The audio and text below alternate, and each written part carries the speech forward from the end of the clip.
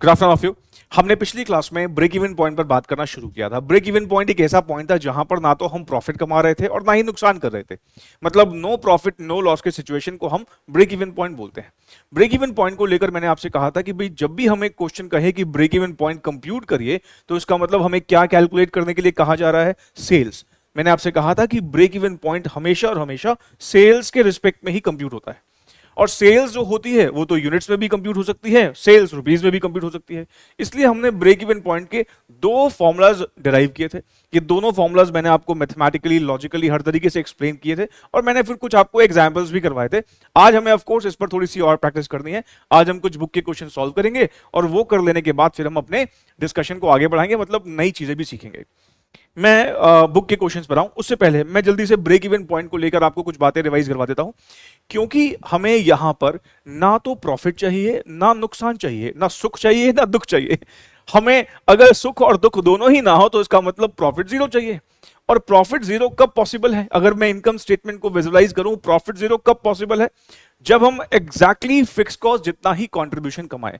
मतलब break even point वो sales है जहां पर प्रॉफिट जीरो होता है। और प्रॉफिट जीरो कब आ सकता है? जब हमारा कंट्रीब्यूशन एग्जैक्टली फिक्स कॉस्ट जितना हो। कंट्रीब्यूशन ज्यादा कमा लेंगे फिक्स कॉस्ट से फिर तो प्रॉफिट आ जाएगा, कंट्रीब्यूशन कम कमाएंगे फिक्स कॉस्ट से तो नुकसान आ जाएगा। अगर मुझे प्रॉफिट जीरो चाहिए तो ऑफ कोर्स मुझे फिक्स कॉस्ट जितना ही कंट्रीब्यूशन कमाना पड़ेगा। और तभी हमने ये बात देखी थी कि इन दोनों फॉर्मूलाज के न्यूमरेटर में फिक्स कॉस्ट था। और मैंने आपसे ये भी कहा था कि अगर आप इसको मन की आंखों से देखोगे तो आपको ये फिक्स कॉस्ट नहीं दिखेगा। ये क्या दिखेगा? ये कंट्रीब्यूशन दिखेगा, क्योंकि मुझे फिक्स कॉस्ट जितना ही कंट्रीब्यूशन कमाना है। अब कुछ बच्चों ने कहा भी था कि सर जब आप यहां पर कंट्रीब्यूशन लिखना है तो सीधे सीधे कंट्रीब्यूशन लिखो, घुमा के क्यों बात लिखते हो? मैंने कहा सीधे सीधे कंट्रीब्यूशन लिखेंगे ना तो फिर कंफ्यूजन हो सकती है, क्योंकि कंट्रीब्यूशन तो कभी कभी फिक्स कॉस्ट से ज्यादा भी होता है, फिक्स कॉस्ट से कम भी होता है। मुझे फिक्स कॉस्ट जितना ही कंट्रीब्यूशन कमाना है, जब कंट्रीब्यूशन चाहिए ही फिक्स कॉस्ट के बराबर, तो इसलिए हमने कहा भाई ब्रेक इवन पॉइंट पर हम यहां पर फिक्स कॉस्ट ही लिखते हैं, क्या दिक्कत है? और क्योंकि आपको ये कंट्रीब्यूशन दिख रहा है, कंट्रीब्यूशन को कंट्रीब्यूशन पर यूनिट से डिवाइड करेंगे तो of course number of units आते हैं।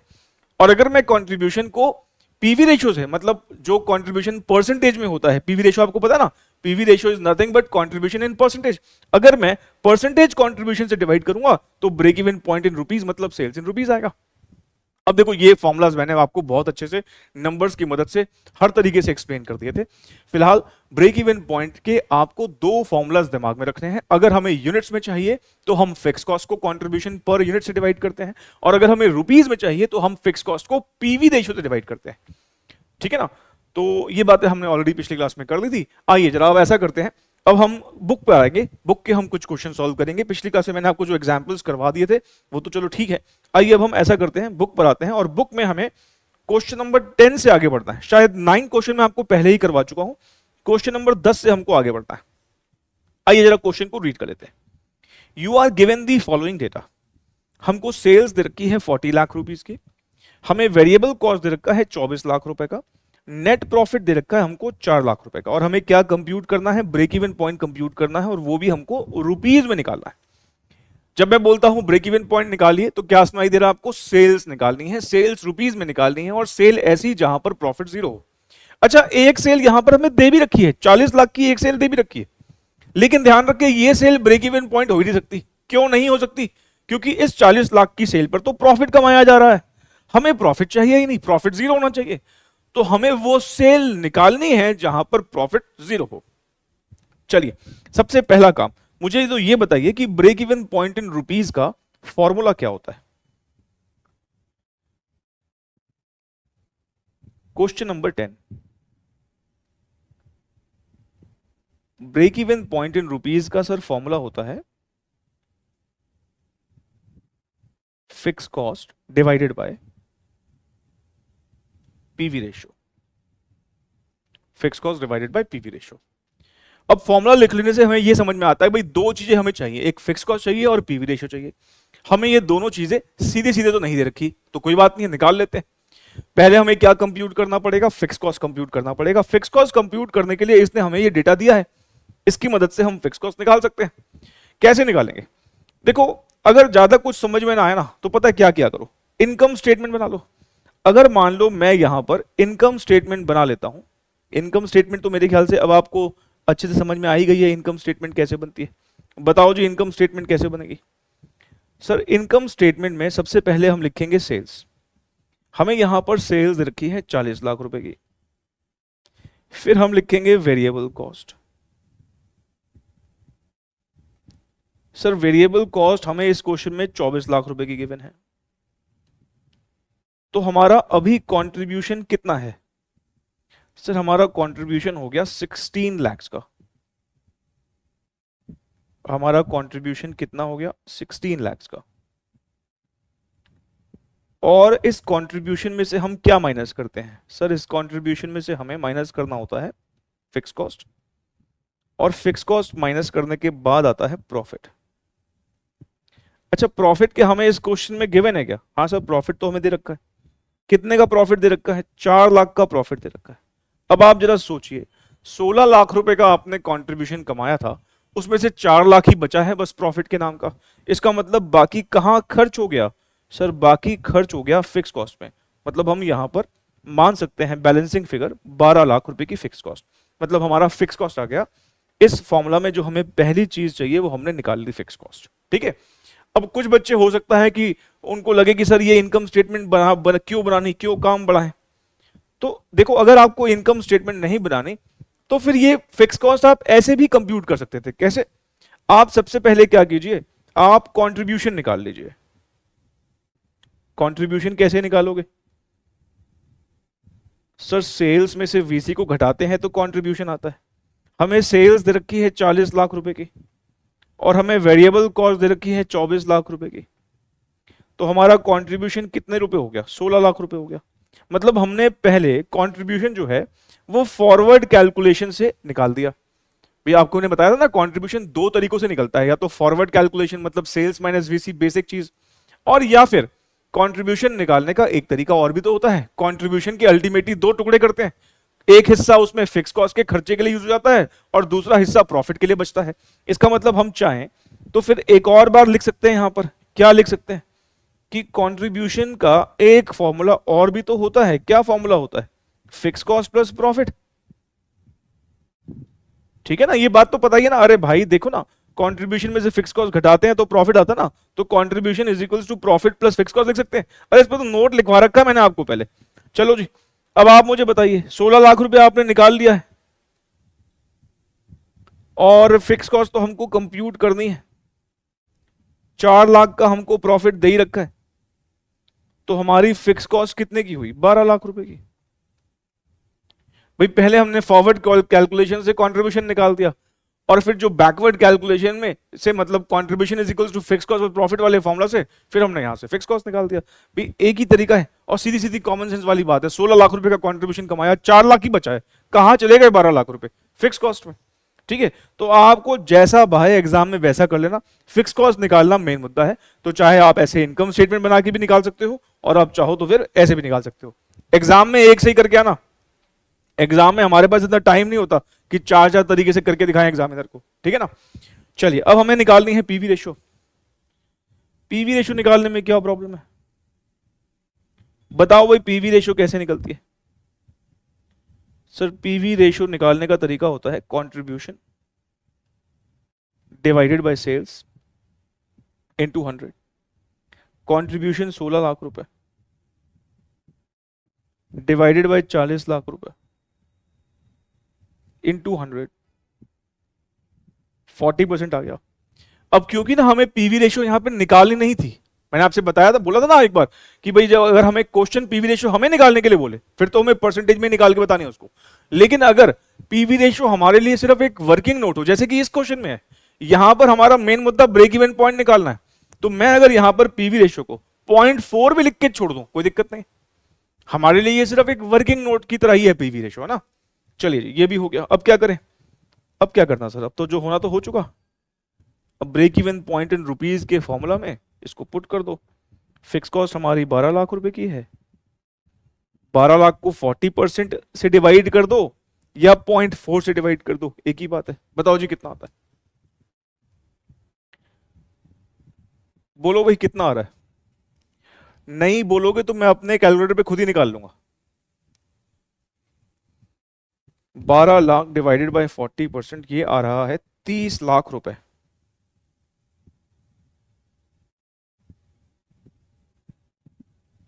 30 लाख रुपीस। अब आप जरा खुद ही सोचो, 40 लाख रुपए की सेल पर हम प्रॉफिट कमा रहे थे, 40 लाख रुपए की सेल पर हम प्रॉफिट कमा रहे थे, तो ब्रेक इवन पॉइंट वाली सेल जो है वो 40 लाख से कम ही तो होगी, ज्यादा तो हो नहीं सकती, क्योंकि 40 लाख से ज्यादा सेल करेंगे फिर तो प्रॉफिट और बढ़ जाएगा। 40 लाख से कम सेल होगी तो प्रॉफिट कम होता जाएगा, तो जैसे जैसे 40 लाख के नीचे जाते जाएंगे प्रॉफिट कम होता जाएगा, होता जाएगा, होता जाएगा, और जीरो कहां पर होगा, जब हमारी सेल कितने की होगी, 30 लाख रुपए की होगी। और मैं अब वेरिफिकेशन नहीं करवा रहा, पिछली क्लास में आपको याद है हमने वेरिफिकेशन भी करी थी। अब आप खुद ही कॉमन सेंस लगा लो, अगर हमारी 30 लाख रुपए की सेल होती है तो 30 लाख रुपए का 40%, क्योंकि बीवी रेशियो 40% है, 30 लाख रुपए का 40% हमारा कंट्रीब्यूशन होगा जो कि 12 लाख रुपए आएगा, और हमारी 12 लाख रुपए की ही फिक्स कॉस्ट है, 12 लाख रुपए की फिक्स कॉस्ट है। अगर हम 12 लाख रुपए का कंट्रीब्यूशन कमाएंगे तो 12 लाख रुपए की क्योंकि फिक्स कॉस्ट है, प्रॉफिट जीरो हो जाएगा। नहीं, आप खुद समझदार है, देख लो भाई।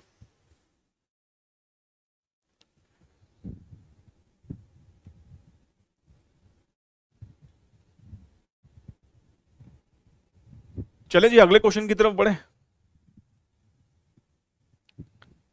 हाँ सर, नेक्स्ट क्वेश्चन की तरफ बढ़ते हैं।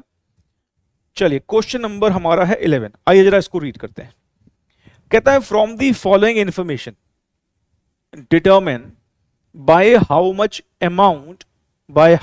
Amount the sales must be increased to attain break even. अब ये लाइन आपको समझ में आएगी जब मैं आपको कुछ बातें यहां पर इंटरप्रेट करवाऊंगा। पेन छोड़ दीजिएगा प्लीज अपने, अब यहां पर आपको ध्यान से पहले मेरी बातों को सुनना है, मैं लिखने का वक्त दूंगा आपको। देखो हमें ना जो ये डेटा गिवन है, हमें सेल्स दे रखी है 4 लाख रुपए की, हमें सेल्स कितने की दे रखी है, 4 लाख रुपए की, और हमें वेरिएबल कॉस्ट दे रखी है 2,40,000 रुपए की। सेल 4 लाख रुपए की दे रखी है, वेरिएबल कॉस्ट 240 की दे रखी है। हमारा कंट्रीब्यूशन कितने का आ गया सर, हमारा कंट्रीब्यूशन है 1,60,000, है ना। अब आप जरा सोचिए, कंट्रीब्यूशन 1,60,000 है, फिक्स कॉस्ट हमारी 2 लाख रुपए की है, तो ये तो हम यहां पर नुकसान कर रहे हैं भाई। कंट्रीब्यूशन 1,60 का है, कंट्रीब्यूशन 1,60 का है, और हमारी फिक्स कॉस्ट ही 2 लाख रुपए की है, तो 40,000 रुपए का हमारा यहां पर क्या आ रहा है, लॉस आ रहा है। आप देख लो लॉस है कि नहीं। और मैं कह रहा हूं छोड़ो ये इनकम स्टेटमेंट, कॉमन सेंस लगाओ अपने। हमारी फिक्स कॉस्ट कितनी है, 2 लाख रुपए, हमारी वेरिएबल कॉस्ट कितनी है, 240। भाई यही तो दो कॉस्ट होती है और तो कोई तीसरी कॉस्ट नहीं होती। अगर 2 लाख रुपए की हमारी वेरिएबल कॉस्ट है, 240 की हमारी वेरिएबल कॉस्ट है, 2 लाख रुपए की हमारी फिक्स कॉस्ट है, इसका मतलब हमारी टोटल कॉस्ट कितने की होगी सर, हमारी टोटल कॉस्ट हो जाएगी 4,40,000 की। भाई टोटल कॉस्ट 440 की है, रेवेन्यू 4 लाख ही आ रहा है, सेल 4 लाख ही आ रही है। अगर 4 लाख की सेल में से टोटल कॉस्ट 440 की माइनस करूंगा तो 40,000 का नुकसान ही आ रहा है।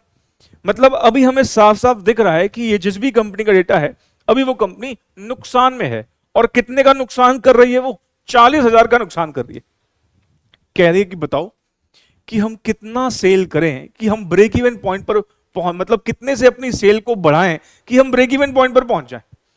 इनडायरेक्टली पहले वो कह रहा है भाई ब्रेक इवन पॉइंट निकालो, इनडायरेक्टली वो आपको क्या कह रहा है, ब्रेक इवन पॉइंट निकालो। अभी हमारा नुकसान हो रहा है, साफ साफ दिख रहा है। कैसे, हमारी वेरिएबल कॉस्ट 240 की है, फिक्स कॉस्ट 2 लाख रुपए की है, 440 की हमारी टोटल कॉस्ट है, रेवेन्यू 4 लाख का ही कमा रहे हैं, रेवेन्यू 4 लाख का ही आ रहा है, तो 40,000 का हमारा नुकसान हो रहा है। कह रहे हैं नुकसान से ना बचना चाहते हैं, ब्रेक इवन पर अगर हमें पहुंचना हो तो कितने से हमें अपनी सेल को बढ़ाना पड़ेगा, ये सवाल वो आपसे कर रहा है। तो आइए जरा सबसे पहले मैं यहां पर क्या करता हूं, क्वेश्चन नंबर 11 में आपको पहले तो ब्रेक इवन पॉइंट ही निकलवा देता हूं। ब्रेक इवन पॉइंट अगर रुपीज में निकालना हो तो हमने अभी अभी देखा कि हमारा फॉर्मूला होता है fix cost divided by PV ratio, है ना, fix cost divide by PV ratio. क्या हमें इस क्वेश्चन में अब पीवी रेशियो पता है सर, पीवी रेशियो पता नहीं है, निकाल लेंगे। कैसे, सेल 4 लाख रुपए की है, वेरिएबल कॉस्ट 240 की है, सेल्स हमारी 4 लाख रुपए की है ना, और वेरिएबल कॉस्ट हमारी 2,40,000 की है, तो हमारा कंट्रीब्यूशन निकल जाएगा। कंट्रीब्यूशन कितना निकल जाएगा, 1,60,000। तो हमारा पीवी रेशो कितना आ जाएगा सर, हमारा पीवी रेशो आ जाएगा 1,60,000 डिवाइड बाय 4 लाख। क्या कहते हो, इस बार परसेंटेज में निकालो कि डेसिमल में ही छोड़ दूं, सर डेसिमल में ही छोड़ दो ना, क्या जरूरत है परसेंट। ठीक है भाई, आप कह रहे हो तो छोड़ दिया मैंने डेसिमल में।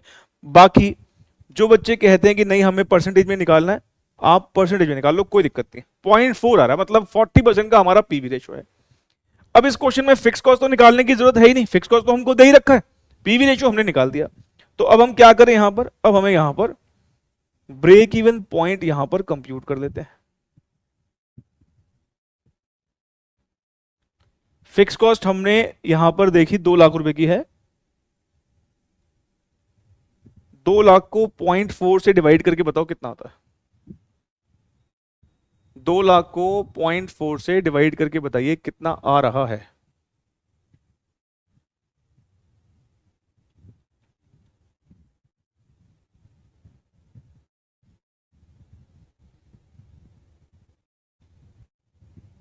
₹5 लाख आ रहा है ना? हाँ सर, 5 लाख आ रहा है।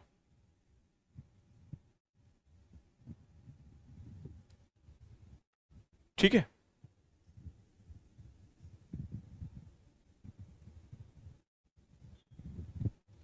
अब देखिए यहां पे सवाल क्या है कि हमें अपनी सेल्स को कितने से बढ़ाना है to attain the break even. हमारा ब्रेक इवन पॉइंट कितने की सेल पर आ रहा है? हमारा ब्रेक इवन पॉइंट 5 लाख की सेल पर आ रहा है, और हम अभी सेल कितने की कर रहे हैं? हम अभी सेल 4 लाख की कर रहे हैं। तो हमें सेल कितने से बढ़ानी पड़ेगी?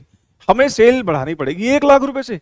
1 लाख से अगर हम अपनी सेल बढ़ा लेते हैं तो हम ब्रेक इवन पर पहुंच जाएंगे, मतलब नो प्रॉफिट नो लॉस की सिचुएशन पर पहुंच जाएंगे। तो फिर लिखिए इसके नीचे, ये हमारा फाइनल आंसर है। Increase in sales required, bracket में लिखिएगा, to attain break even point. कितने से हमें सेल बढ़ानी पड़ेगी?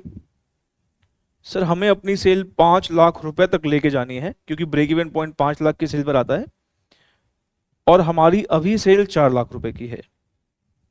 तो हमें सेल कितने से बढ़ानी पड़ी? 1 लाख रुपए से। अगर हम अपनी सेल को 1 लाख रुपए से बढ़ा लेते हैं तो हमारा ब्रेक इवन पॉइंट अचीव हो जाएगा। अच्छा, एग्जाम में जब ये क्वेश्चन आया ना, तो कुछ बच्चों ने क्या किया, वो सिर्फ ब्रेक इवन पॉइंट निकाल के ही छोड़ा है, बस वो ब्रेक इवन पॉइंट तक ही रुक गए। ध्यान रखें, इस बात के एग्जामिनर नंबर काट लेगा। यहां पर उसने हमें ब्रेक इवन पॉइंट निकालने के लिए थोड़ी बोला है। ब्रेक इवन पॉइंट ठीक है निकालना जरूरी है इस क्वेश्चन में, क्योंकि हमें इंक्रीज इन सेल बताना है, पर रिक्वायरमेंट यहां पर किसकी है? By how much amount the sales must be increased to attain break even. Break even point निकालना तो हमें पड़ेगा, लेकिन ब्रेक इवन पॉइंट खुद में आंसर थोड़ी है। हमें यहां पर इंक्रीमेंटल सेल बतानी है, एडिशनल सेल बतानी है कि कितनी करनी पड़ेगी अगर हमें ब्रेक इवन पॉइंट तक पहुंचना है। ठीक है, तो इसको अगर आपको नोट करना है तो कर लीजिए। अच्छा, एक बच्चे का ना एक सवाल है, चलो मैं वो भी आपको बता देता हूं। एक बच्चे ने एक बड़ा मासूम सा सवाल किया। उसको क्या लग रहा था? उसको लगा कि अभी हम नुकसान कर रहे हैं, जैसे कि आप देख रहे हैं अभी हमारा नुकसान कितने का हो रहा है? 40,000 का नुकसान हो रहा है ना। 4,40,000 की हमारी टोटल कॉस्ट है, और हमारी सेल 4 लाख रुपए की है, 40,000 रुपए का नुकसान हो रहा है। अब उसको लग रहा था ये बच्चे को कि क्योंकि अभी हमें 40,000 का लॉस हो रहा है और हमें ब्रेक इवन मतलब जीरो प्रॉफिट लॉस तक पहुंचना है, तो उसके दिमाग में एक थॉट आया कि सर यहां पर अगर हम सेल्स सिर्फ 40,000 से बढ़ाएं, मतलब उसने सीधे कैलकुलेट कर लिया दिमाग में ही कि सेल 40,000 से बढ़नी चाहिए, मतलब उसने ये आंसर दिया था जब ये क्वेश्चन हम सॉल्व कर रहे थे। फिर मैंने उसे एक्सप्लेन किया, भाई देखो हमें यहां पर ना प्रॉफिट 40,000 से बढ़ाना है। माना अभी हम नुकसान हमारा 40 हो रहा है, हमें जीरो तक पहुंचना है, इसका मतलब हमें प्रॉफिट 40 से बढ़ाना है। प्रॉफिट 40 से बढ़ाना और सेल 40 से बढ़ाना सेम थोड़ी हो सकता है। प्रॉफिट 40 से बढ़ाएंगे तो सेल तो ज्यादा से ही बढ़ानी पड़ेगी ना। अगर मान लो मैं सेल भी सिर्फ 40 से बढ़ाऊं, अगर मान लो जैसे आप वो बच्चा कह रहा था कि सर सेल 40,000 से बढ़ा लेते हैं, आप जरा सोचिए अगर अभी हमारी सेल 4 लाख रुपए की है, अगर मैं 4 लाख की जगह 440 की सेल करना शुरू कर दूं, ठीक है, तो हमारा कॉन्ट्रीब्यूशन कितना आएगा भाई? 60% की तो हमारी वेरिएबल कॉस्ट ही है, 40% का कॉन्ट्रीब्यूशन आएगा। 440 का 40% निकालो कितना आता है? 176। और फिक्स कॉस्ट तो हमारी 2 लाख रुपए कितने की है? फिक्स कॉस्ट 2 लाख रुपए की है, फिर भी नुकसान आएगा भाई। अगर आप 40,000 से सेल बढ़ाओगे तो उस सेल में से कुछ खर्चा वेरिएबल कॉस्ट के लिए भी तो निकल जाता है। प्रॉफिट अगर 40 से बढ़ाना है तो सेल 40 से थोड़ी बढ़ाएंगे, सेल तो ज्यादा से बढ़ानी पड़ेगी। हाँ, ये कह सकते हो कि प्रॉफिट 40 से बढ़ाना है तो हमें कंट्रीब्यूशन 40 से बढ़ाना पड़ेगा। नहीं, अब आप चेक कर लो, हमारे अभी ब्रेक इवन पॉइंट पे सेल कितने की है, 5 लाख रुपए की। 5 लाख का 40% कर लो, कितना आता है, 2 लाख रुपए का कंट्रीब्यूशन। अभी हमारा कंट्रीब्यूशन कितने का है, 160 का। तो हमने कंट्रीब्यूशन कितने से बढ़ाया एक तरह से देखा जाए, 40,000 से। और क्योंकि फिक्स का तो सेम ही रहती है, हमारा प्रॉफिट फिर जीरो हो जाएगा। 2 लाख रुपए का जैसे ही हम कंट्रीब्यूशन कमाएंगे, 2 लाख रुपए का हमारा फिक्स कॉस्ट है, प्रॉफिट जीरो हो जाएगा। तो मैं फिर से एक बार सम अप कर देता हूं। उस बच्चे का ये सवाल था कि सर अभी ना हम नुकसान कर रहे हैं 40 का और हमें जीरो तक पहुंचना है, जीरो प्रॉफिट लॉस तक पहुंचना है, तो हम सेल 40 से बढ़ा लेते हैं। मैंने कहा प्रॉफिट 40 से बढ़ाना है तो सेल 40 से थोड़ी बढ़ा सकते हैं, क्योंकि अगर हमने सेल भी 40 से बढ़ाई तो उस सेल में से कुछ खर्चा तो वेरिएबल कॉस्ट के लिए भी निकल जाएगा ना, सेल तो ज्यादा से ही बढ़ानी पड़ेगी। तो प्रॉफिट अगर 40 से बढ़ाना है तो सेल ज्यादा से बढ़ानी पड़ेगी। और आप इतना दिमाग क्यों लगा रहे हो, आप सीधा ब्रेक इवन पॉइंट निकालो। ब्रेक इवन पॉइंट निकल गया, अब एग्जिस्टिंग सेल और ब्रेक इवन वाली सेल को कंपेयर कर लो, देख लो कितने से बढ़ रही है, 1 लाख से बढ़ रही है। 1 lakh is the answer.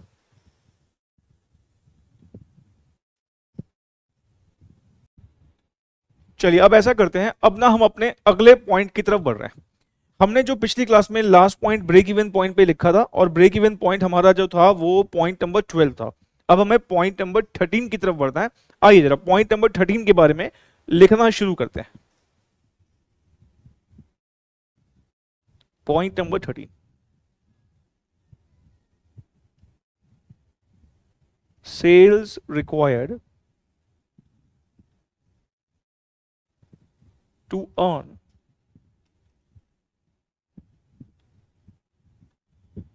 desired profit, desired profit को हम कई बार टारगेट प्रॉफिट भी बोल देते हैं। ठीक है,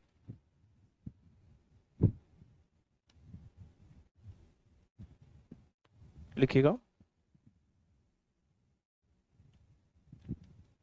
सेल्स यूनिट्स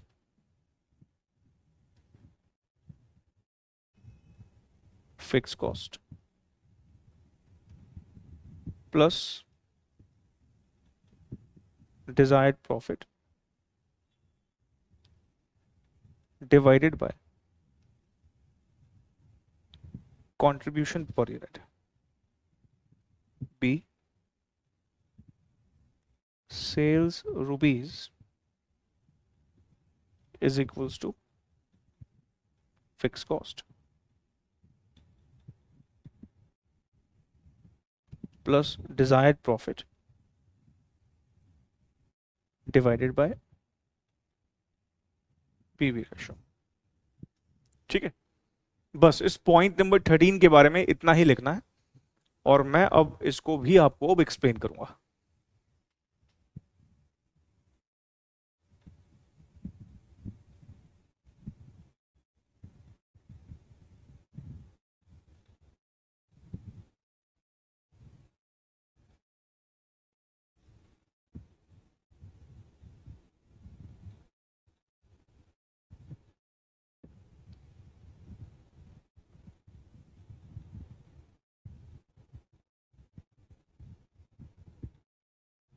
चलिए आइए अब इसको समझने की कोशिश करते हैं।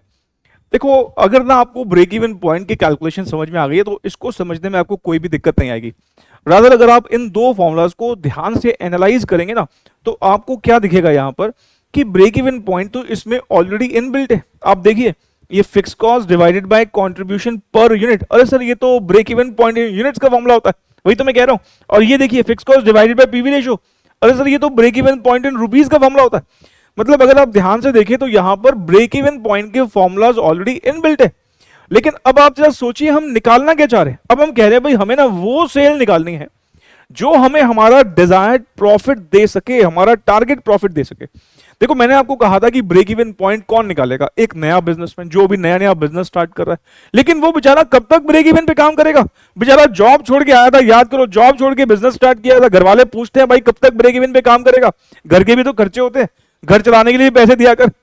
तो घर चलाने के लिए वो पैसे कब दे पाएगा, जब वो प्रॉफिट कमाएगा। इसका मतलब अल्टीमेटली एक नए बिजनेसमैन को प्रॉफिट कमाने का तो सोचना पड़ेगा ना। ब्रेक इवन पर कब तक काम करेगा, जब तक नया था तब तक तो ठीक है, शुरुआत में ठीक है वो सिर्फ बिजनेस के खर्चे निकालने का सोचता था, लेकिन जैसे जैसे वक्त बढ़ेगा उसको बिजनेस के खर्चे के साथ साथ घर के खर्चे भी निकालने हैं, और घर के खर्चे निकालने का मतलब उसको प्रॉफिट कमाना पड़ेगा। हालांकि एक वक्त ये भी आएगा जब वो समाज के खर्चे भी निकालना चाहेगा, मतलब बहुत सुपर डुपर प्रॉफिट कमाने की कोशिश करेगा। बट फिलहाल अभी हम कह रहे हैं कि ठीक है हमने ब्रेक इवन पे काम कर लिया, अब हम चाहते हैं कि हम कुछ टारगेट प्रॉफिट भी कमाएं। और अगर आप यहां पर भी अगर अपनी मन की आंखों से देखोगे इन दो फॉर्मूलाज में, आपको न्यूमरेटर में अभी भी कंट्रीब्यूशन दिखेगा। देखो भाई, fix cost plus desired profit, desired word को फॉर द टाइमिंग साइड करो, फिक्स कॉस्ट प्लस प्रॉफिट क्या होता है? कंट्रीब्यूशन। मतलब अगर अभी भी आप ध्यान से देखोगे तो न्यूमरेटर में आपको क्या दिख रहा है? कंट्रीब्यूशन। भाई बैकवर्ड कैलकुलेशन से फिक्स कॉस्ट प्लस प्रॉफिट अगर करते हैं तो प्रॉफिट कंट्रीब्यूशन तो आता है ना। भाई कंट्रीब्यूशन के दो ही टुकड़े होते हैं, कुछ फिक्स कॉस्ट के लिए चले जाता है और बचा हुआ प्रॉफिट। तो अगर मैं इन दो टुकड़ों को जोड़ दूंगा तो कंट्रीब्यूशन आता है, और कंट्रीब्यूशन को अगर मैं कंट्रीब्यूशन पर यूनिट से डिवाइड करूंगा तो पीछे हमने देखा ही है, तो क्या निकल के आएगा? Sales in units. और ठीक ऐसे ही अगर मैं कंट्रीब्यूशन को कंट्रीब्यूशन इन परसेंटेज मतलब पीवी रेशियो से डिवाइड करूंगा तो क्या आएगा? Sales in rupees. तो अगर आप यहां पर भी ध्यान से देखें तो न्यूमरेटर में अभी भी हम कंट्रीब्यूशन ही लिख रहे हैं। बस फर्क इतना है कि जब हम ब्रेक इवन पॉइंट की बात कर रहे थे तो हम वहां पर प्रॉफिट जीरो था, इसलिए हम वहां पे कुछ लिख नहीं रहे थे साथ में, बस फिक्स कॉस्ट की रिकवरी की बात कर रहे थे। वहां पे हम प्रॉफिट कमा ही नहीं रहे थे। जब हम ब्रेक इवन की बात कर रहे थे वहां पर हम प्रॉफिट कमा ही नहीं रहे थे, सिर्फ इतनी इतनी बात कर रहे थे। लेकिन अब कह रहे नहीं, प्रॉफिट सिर्फ फिक्स कॉस्ट के लिए, फिक्स कॉस्ट की रिकवरी के लिए कब तक काम करेंगे? अल्टीमेटली प्रॉफिट भी कमाना है। तो अब हम अपना डिजायर्ड प्रॉफिट यहां पर जोड़ देंगे। अब ये डिजायर्ड प्रॉफिट कितना कमाना है, इसके लिए ऑफकोर्स हमें क्वेश्चन बताएगा ना, हमें कैसे पता? अब मैं इसको थोड़ा सा अगर आपको नंबर्स के साथ एक्सप्लेन करूं तो ये याद है हमने क्लास 1 में ये समोसे वाला एग्जांपल लिया था, और इसी एग्जांपल की मदद से आपको समझा देता हूं एक बार। देखो भी ध्यान से देखो, ये लिखा हुआ है आपने, ठीक है, आपके नोटबुक में है। अब अगर आप देखें यहां पर हमारी फिक्स कॉस्ट कितनी थी? सर हमारी फिक्स कॉस्ट यहां पर 10,000 रुपीज थी, है ना, और हमारा एक यूनिट का कॉन्ट्रीब्यूशन कितना था? 4 रुपए था। जो इसमें ये पहले वाला यहां पर लेवल था ये ब्रेक इवन पॉइंट था, क्योंकि यहां पर हमारा प्रॉफिट जीरो है, हमने सिर्फ फिक्स कॉस्ट की ही रिकवरी करी है ना। तो अगर आप देखें सिर्फ फिक्स कॉस्ट की रिकवरी करें, मतलब fix cost divided by contribution per unit, तो 10,000 डिवाइड बाय 4 कितना आया? 2,500। यह हमारा प्रॉफिट जीरो था, क्योंकि हम ब्रेक इवन में सिर्फ फिक्स कॉस्ट की रिकवरी करते हैं तो कंट्रीब्यूशन एग्जैक्टली किसके बराबर कमाते हैं? फिक्स कॉस्ट के बराबर कमाते हैं। लेकिन अगर हमें डिजायर्ड प्रॉफिट चाहिए, प्रॉफिट भी कुछ चाहिए, तो बहुत ऑब्वियस ही बात है, अब हमें कंट्रीब्यूशन ज्यादा कमाना पड़ेगा ना। फिक्स कॉस्ट जितना कंट्रीब्यूशन ही कमाएंगे तो ब्रेक इवन आएगा, लेकिन अगर हमें डिजायर्ड प्रॉफिट चाहिए तो कंट्रीब्यूशन ज्यादा कमाना पड़ेगा। तो मैं अगर आपको इस वाले लेवल पर बैकवर्ड कैलकुलेशन करके दिखाऊं, मान लो मैं कहता हूं कि मेरा डिजायर्ड प्रॉफिट 10,000 रुपीज का है, इसका मतलब अब आपको कंट्रीब्यूशन कैसे कंट्रीब्यूशन के बारे में कैसे सोचना है? अच्छा, मुझे 10,000 तो फिक्स कॉस्ट के लिए कमाना है, और 10,000 रुपए का अब बिजनेस ओनर का जो है डिजायर्ड प्रॉफिट भी आ गया, तो अब हमें क्या सोचना है कि अब हमें 20,000 का कंट्रीब्यूशन कमाना है। 10,000 रुपए फिक्स कॉस्ट के लिए और 10,000 रुपए डिजायर्ड प्रॉफिट भी है मान लो, तो 20,000 का कंट्रीब्यूशन कमाना है। तो 10,000 रुपए का हमें फिक्स कॉस्ट की रिकवरी करनी है और 10,000 का डिजायर्ड प्रॉफिट भी है। तो ये फिक्स कॉस्ट प्लस प्रॉफिट, ये क्या है? ऊपर कंट्रीब्यूशन, और कंट्रीब्यूशन को अगर मैं कंट्रीब्यूशन पर यूनिट से डिवाइड करूंगा, 20,000 को 4 से डिवाइड करूंगा तो क्या आएगा? 5,000। नहीं, यही हमारा नंबर ऑफ यूनिट्स है, ठीक है। और अगर मैं सपोज ये कहूं कि नहीं हमारा डिजायर्ड प्रॉफिट 70,000 है, हमें 70,000 का डिजायर्ड प्रॉफिट कमाना है, तो ठीक है, यहां पे 10 की जगह 70 लिख लो। 70,000 का डिजायर्ड प्रॉफिट कमाना है। अगर आपको प्रॉफिट 70 का चाहिए तो 10,000 तो फिक्स कॉस्ट की रिकवरी के लिए भी कमाना ही पड़ेंगे, तो टोटल कंट्रीब्यूशन कितना कमाना पड़ेगा? 80,000 का। 80,000 का कंट्रीब्यूशन कमाना पड़ेगा, तो 80,000 को 4 से डिवाइड करके क्या आएगा? 80,000 को 4 से डिवाइड करके आएगा 20,000। देख लो भाई, 20,000 बैकवर्ड कैलकुलेशन करके दिखा रहा हूं मैं आपको। सर ये तो 3 लेवल गिवन थे, कोई नया लेवल लेके बताओ। आओ भाई, नया लेवल लेके बताता हूं। मान लो मैं आपसे ये कहूं कि मुझे डिजायर्ड प्रॉफिट 90,000 का कमाना है, 90,000 का मुझे प्रॉफिट कमाना है, तो आप जरा सोचिए, अगर 90,000 का प्रॉफिट कमाना चाहते हो, इसका मतलब 10,000 तो फिक्स कॉस्ट के लिए कमाने पड़ेंगे, 90,000 का प्रॉफिट भी चाहता हूं मैं, इसका मतलब 1,00,000 रुपए का कॉन्ट्रीब्यूशन चाहिए होगा। 10,000 तो फिक्स कॉस्ट के लिए कमाने ही कमाने, 90 का प्रॉफिट भी चाह रहा हूं, तो कंट्रीब्यूशन कितना कमाना पड़ेगा? 1,00,000 रुपए का। 1,00,000 रुपए का कंट्रीब्यूशन अगर कमाना है, गुल्लक में कितने रुपए डाल रहे थे? 4-4 रुपए। तो गुल्लक में 1,00,000 रुपए कब इकट्ठे होंगे? गुल्लक में 1,00,000 रुपए कब इकट्ठे होंगे? जब हम 25,000 यूनिट्स बेच लेंगे।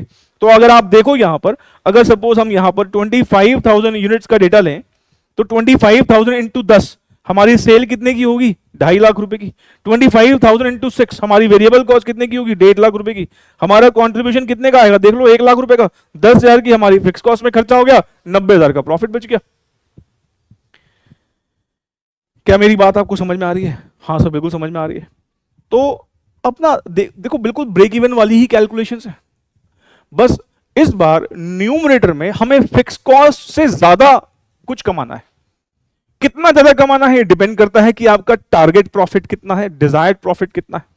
अब देखो बड़े बड़े कॉर्पोरेट में भी तो यही होता होगा, जो कंपनी के मेन डायरेक्टर्स वगैरह होते हैं, जो कंपनी की मेन मैनेजमेंट होती है, वो पहले अपना एक टारगेट सेट कर लेती है कि हमें इस बार यार इतना प्रॉफिट कमाना है। अब इतना प्रॉफिट कमाना है, बैकवर्ड कैलकुलेशन से अरे इतनी सेल करनी पड़ेगी।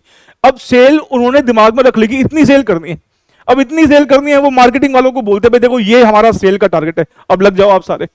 अब मार्केटिंग वाले कैसे भी करके अपनी सेल बढ़ाने की कोशिश करेंगे।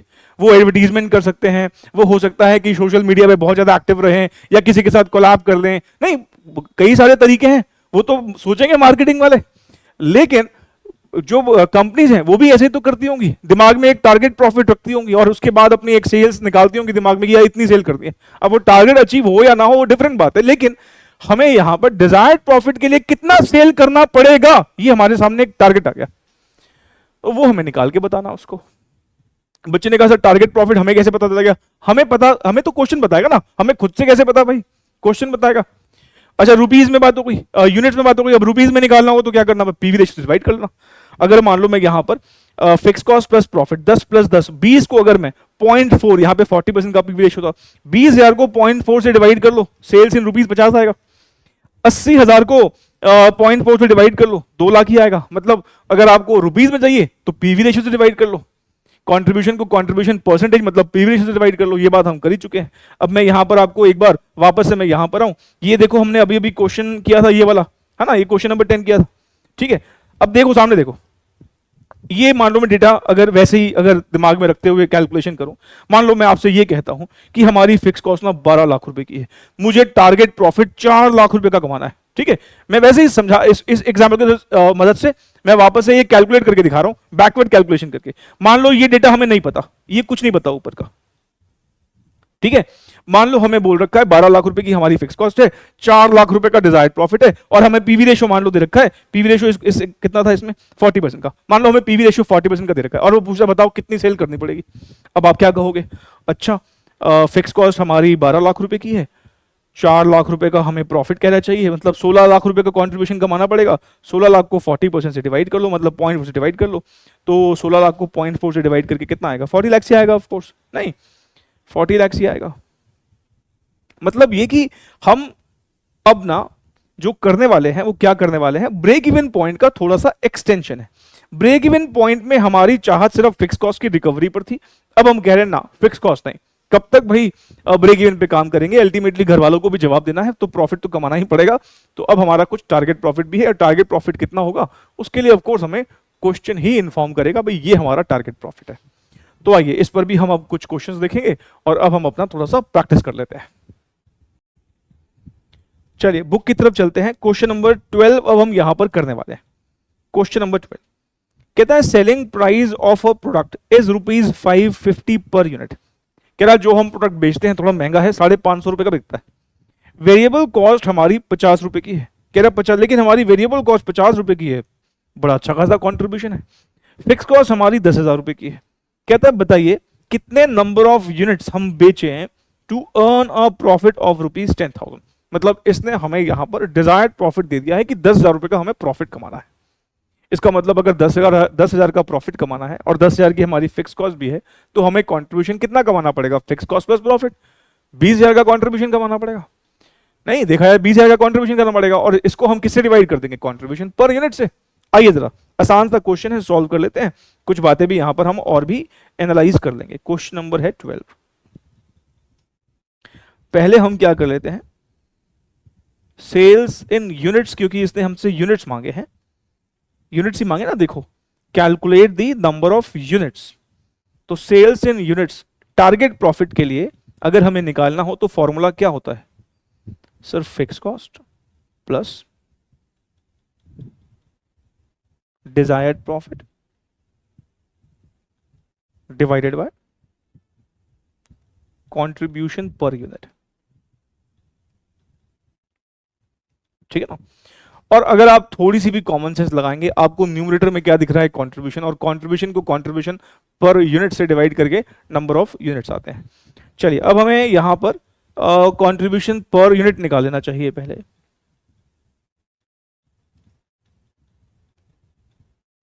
कंट्रीब्यूशन पर यूनिट कैसे निकालोगे, सेलिंग प्राइस में से वेरिएबल कॉस्ट को माइनस करके। हमारा सेलिंग प्राइस यहां पर 550 रुपए का है, वेरिएबल कॉस्ट हमारी 50 रुपए की है, तो हमारा यहां पर एक यूनिट का कंट्रीब्यूशन 500 रुपए आ गया। बस अब आप क्या करोगे, सेल्स इन यूनिट्स के फॉर्मूला में पुट कर दो। हमारी फिक्स कॉस्ट 10,000 की है और हमें डिजायर्ड प्रॉफिट भी 10,000 का चाहिए, एक यूनिट पर हमारा 500 रुपए बचता है। गुल्लक में हम कितने रुपए डालते हैं, एक यूनिट बिकने पर 500 रुपए डालते हैं, क्योंकि हमारा जो प्रोडक्ट है वो बहुत सस्ता बन जाता है हमसे, नहीं। 20,000 डिवाइडेड बाय 500,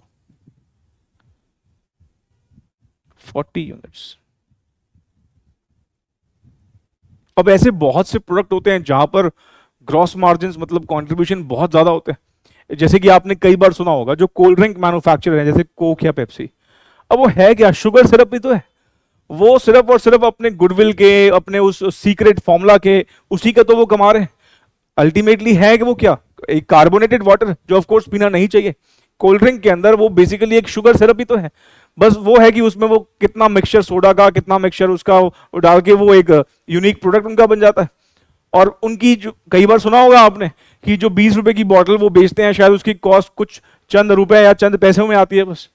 मुझे हालांकि पता नहीं है, मेरे को पता नहीं उनका कॉस्ट स्ट्रक्चर क्या है, लेकिन उनका मेन खर्चा किस पे जाता है, मार्केटिंग पे। जो वो अलग अलग सुपरस्टार्स को एंडोर्स करके उनसे एडवर्टीजमेंट करवाते हैं, और वो इन्फ्लुएंस करता है नॉर्मल पब्लिक को, नहीं। चलिए हमारा सेल्स इन यूनिट्स कितना आ गया, 40 यूनिट्स। इसका मतलब 40 यूनिट अगर हम बेच लेते हैं तो हमें 10,000 का प्रॉफिट मिल जाएगा। आओ इसको एक बार वेरीफाई भी कर लेते हैं।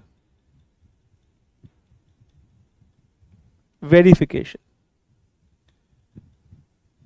सेल्स अगर हम 40 यूनिट्स की करेंगे तो हमारा एक यूनिट यहां पर जो बिकता है वो 550 का बिक रहा है ना। सेलिंग प्राइस हमारा कितने का है, 550 का है। तो 40 इंटू 550 अगर हम करते हैं, 22,000 रुपए की हमारी सेल होगी। अच्छा, इसमें से हमारा वेरिएबल कॉस्ट पे कितना खर्च होगा, 40। वेरिएबल कॉस्ट हमारी मात्र 50 रुपए की है, तो 40 इंटू 50 अगर हम करते हैं, 2,000 रुपए हमारे वेरिएबल कॉस्ट में खर्च हो जाएंगे। इसका मतलब हमारा कंट्रीब्यूशन जो है वो कितना होगा, 20,000 का कंट्रीब्यूशन होगा। और इस 20,000 के कंट्रीब्यूशन में से हमें 10,000 फिक्स कॉस्ट पे खर्च कर देने हैं, और 10,000 रुपए हमारा प्रॉफिट हो जाएगा। देख लो भाई,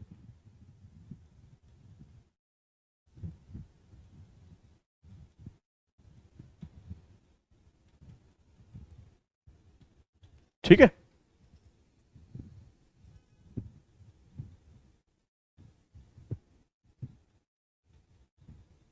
अच्छा, अगर मान लो मैं इसी सेम क्वेश्चन में आपसे कहता कि ब्रेक इवन पॉइंट निकाल दो, तो ब्रेक इवन पॉइंट निकालने का क्या मतलब, फिर हमें प्रॉफिट नहीं चाहिए। अभी तो डिजायर्ड प्रॉफिट 10,000 का है, फिर हमें प्रॉफिट नहीं चाहिए।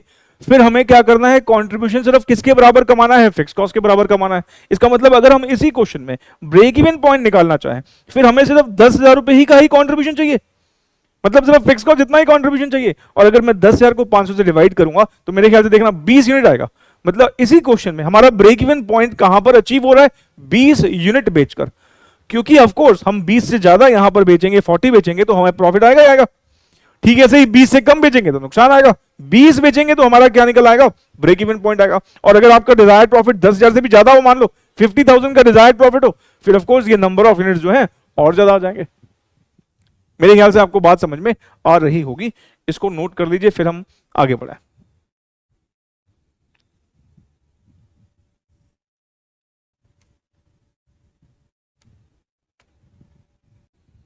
अब ना मैं आपको एक एग्जाम्पल लिखवा रहा हूं, और उस एग्जाम्पल की मदद से अब हम एक काफी इंपॉर्टेंट कैलकुलेशन सीखेंगे। और वो कैलकुलेशन ऐसी है जो कि हमारे एग्जाम के लिए बहुत ही इंपॉर्टेंट है। ठीक है, तो आइए एक एग्जाम्पल लिखते हैं। इस एग्जाम्पल में हमें 2 सालों का डेटा दे रखा है, first year, second year, first year की सेल्स हमको दे रखी है 80,000, सेकेंड ईयर की सेल्स दे रखी है 90,000, फर्स्ट ईयर का प्रॉफिट गिवन है 10,000, सेकेंड ईयर का प्रॉफिट गिवन है 14,000, और हमें यहां पर कैलकुलेट करने के लिए कह रहा है a part PV ratio. PV ratio के तो एक्सपर्ट आप बन ही चुके हैं, मेरे ख्याल से पीवी रेशियो तो आप आराम से निकाल ही लेंगे। मेनली हमें यह सीखना है कि फिक्स कॉस्ट कैसे कंप्यूट होगी। बी पार्ट क्या है? Fix cost. और आप मुझे बताइए, अगर आप फिक्स कॉस्ट और पीवी रेशियो निकाल लेते हैं तो उसके बाद क्या break even point in rupees आराम से निकल सकता है? हाँ सर, बिल्कुल निकल सकता है। Break even point in rupees का फॉर्मूला क्या था? Fix cost divided by PV ratio. तो तीसरा कैलकुलेशन हमें यहां पर करना है break even point in rupees का। चलिए सबसे पहले मुझे बताइए, यहां पर पीवी रेशियो हम जो है कौन से वाले फॉर्मूला से कंप्यूट करेंगे? हमने पीवी रेशियो के कितने फॉर्मूला सीखे हैं? 4 फॉर्मूला सीख लिए हैं। पहला फॉर्मूला कौन सा था सर? बेसिक वाला formula, contribution divide by sales. दूसरा फॉर्मूला था 1 माइनस वीसी रेशियो या फिर 100% माइनस वीसी रेशियो, डिपेंड करता है कि वीसी रेशियो परसेंटेज में गिवन है कि डेसिमल में। और तीसरा फॉर्मूला था change in contribution divide by change in sale, और चौथा फॉर्मूला था change in profit upon change in sale. तो यहां पर कौन से वाला फॉर्मूला हम यूज कर पाएंगे sir? Change in profit upon change in sale वाला। मैं मान के चल रहा हूं कि रिवीजन आप अच्छे से कर रहे हैं।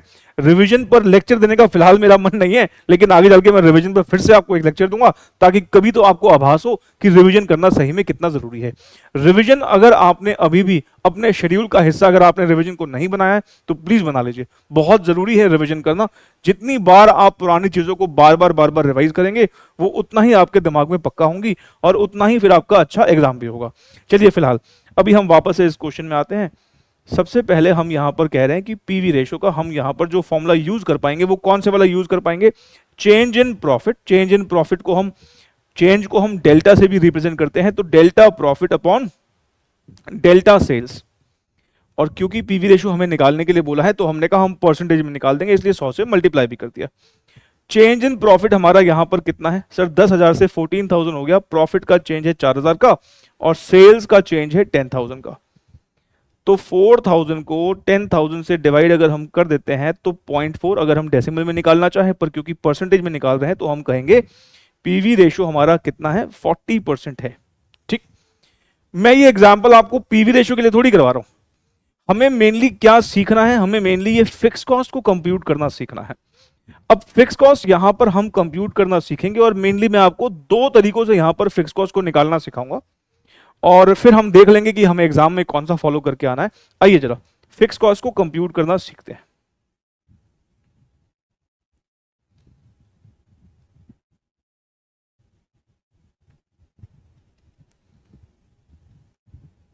देखिए हम ये बात जानते हैं कि फिक्स कॉस्ट फिक्स रहती है, उसके नाम में ही फिक्स्ड है।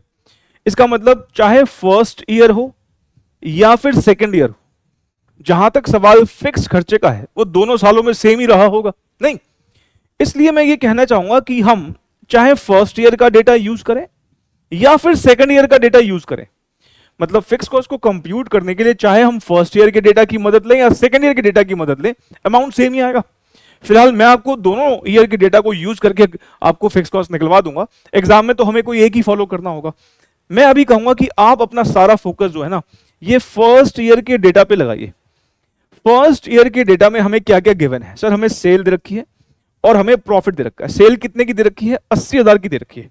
ठीक है, आइए जरा हमें सेल पता है और पीवी रेशियो हमने अभी अभी निकाला। ये पीवी रेशियो 40% का क्या मतलब था? कई बार बता चुका हूं मैं आपको। सर इस पीवी रेशियो 40% का मतलब है कि हमारा कंट्रीब्यूशन 40% है। जितनी भी हमारी सेल होती है उसका 40% हमारे पास कंट्रीब्यूशन बचता है, यही तो मतलब होता है। और ये बात मैं आपको पहले भी कई बार बता चुका हूं। भाई पीवी रेशियो का बेसिक वाला फॉर्मूला क्या होता है? Contribution divide by sale. तो मुझे अगर कंट्रीब्यूशन निकालना हो तो क्या करना चाहिए? सेल्स को पीवी रेशियो से मल्टीप्लाई कर देना चाहिए। इसका मतलब यह हुआ कि मैं अगर सेल्स को पीवी रेशियो से मल्टीप्लाई कर देता हूं तो हमारा कंट्रीब्यूशन निकल जाएगा। हमारी फर्स्ट ईयर की सेल हमको दे रखी है, कितने की सेल दे रखी है? 80,000। मैंने कहा फर्स्ट ईयर के डेटा पर फोकस करना। फर्स्ट ईयर की सेल कितनी है? 80,000 की सेल है। अगर हम 80,000 की सेल को 40% से मल्टीप्लाई करेंगे, मतलब पीवी रेशियो से मल्टीप्लाई करेंगे, तो जो ये 32,000 आएगा, ये 32,000 क्या है? कॉन्ट्रीब्यूशन। और इस कंट्रीब्यूशन में से हम क्या लेस करते हैं, फिक्स कॉस्ट। पर सर फिक्स कॉस्ट तो हमारे पास है ही नहीं, कोई दिक्कत नहीं है, फिक्स कॉस्ट नहीं है तो क्या हुआ, फिक्स कॉस्ट माइनस करने के बाद जो चीज आती है मतलब प्रॉफिट, वो तो हमारे पास है। हमें प्रॉफिट दे रखा है ना, प्रॉफिट कितना दे रखा है सर, प्रॉफिट दे रखा है हमको 10,000 रुपीज का, प्रॉफिट हमें 10,000 का दे रखा है, ये हमने यहां पर प्रॉफिट लिख दिया 10,000 रुपए। अब आप खुद सोचो, हमारा 32,000 का कॉन्ट्रीब्यूशन, उसमें से बस 10,000 का ही प्रॉफिट बचा है, बाकी के 22,000 रुपए कहां चले गए, फिक्स कॉस्ट में खर्च हो गए होंगे। इसका मतलब हम यहां पर बैलेंसिंग फिगर जो है फिक्स कॉस्ट कंप्यूट कर सकते हैं 22,000 रुपए। क्या ये क्लियर है? हमने सबसे पहला काम क्या किया, सेल्स और पीवी रेशियो को मल्टीप्लाई करके कंट्रीब्यूशन निकाल दिया, और क्योंकि कंट्रीब्यूशन में से फिक्स कॉस्ट घटा के प्रॉफिट आता है, फिक्स कॉस्ट होता तो हम प्रॉफिट निकालते, पर फिक्स कॉस्ट तो हमें निकालना है, प्रॉफिट उसने दे रखा है, तो हमने कहा ठीक है, अगर हम चाहें तो ये स्टेटमेंट की फॉर्म में ना करके हम ऐसे भी तो कर सकते थे, भाई कंट्रीब्यूशन में से फिक्स कॉस्ट घटाते हैं तो प्रॉफिट आता है, नहीं ऐसे तो होता है। तो मुझे अगर यहां पर फिक्स कॉस्ट कंप्यूट करनी हो तो फिक्स कॉस्ट को यहां ले आओ, तो कंट्रीब्यूशन माइनस प्रॉफिट करके क्या आता है, फिक्स कॉस्ट। मैंने 32 में से मतलब कंट्रीब्यूशन में से 10,000 का प्रॉफिट घटा के फिक्स कॉस्ट निकाल दिया। और आप अगर वेरीफाई करना चाहें तो आप देखिए सेकेंड ईयर का भी डेटा यूज करते अगर आप, तो हमारी फिक्स कॉस्ट यही 22,000 ही आती है। अब आप बताइए सेकेंड ईयर की सेल कितनी है, अब सेकेंड ईयर के डेटा पर फोकस करें। सर सेकेंड ईयर की सेल है 90,000 रुपीज और पीवी रेशियो 40%, 90,000 का 40% हमारा कंट्रीब्यूशन मतलब 36,000 का हमारा कंट्रीब्यूशन हो गया। 90,000 का 40% इसका मतलब 36,000 का हमारा कंट्रीब्यूशन हो गया। और हमारा प्रॉफिट कितने रुपए का है सर, हमारा प्रॉफिट 14,000 का है, इसका मतलब 36,000 में से सिर्फ 14,000 ही बचे हैं। अभी भी आप देख लीजिए बैलेंसिंग फिगर अभी भी कितना आ रहा है, 22,000। इसका मतलब हम चाहे फर्स्ट ईयर का डेटा यूज करें चाहे सेकेंड ईयर का डेटा यूज करें, जहां तक फिक्स कॉस्ट का सवाल है वो तो सेम ही रहेगी ना। तो हमने यहां पर दो तरीकों से मतलब 2 सालों के हमने फिक्स कॉस्ट कंप्यूट करके देखी, सेम ही आया। मतलब ये एक तरीका हो गया। आप चाहें तो ऐसे स्टेटमेंट बना के भी फिक्स कॉस्ट को कंप्यूट कर सकते हैं। इसको नोट करो, फिर मैं आपको दूसरा तरीका भी बताऊंगा।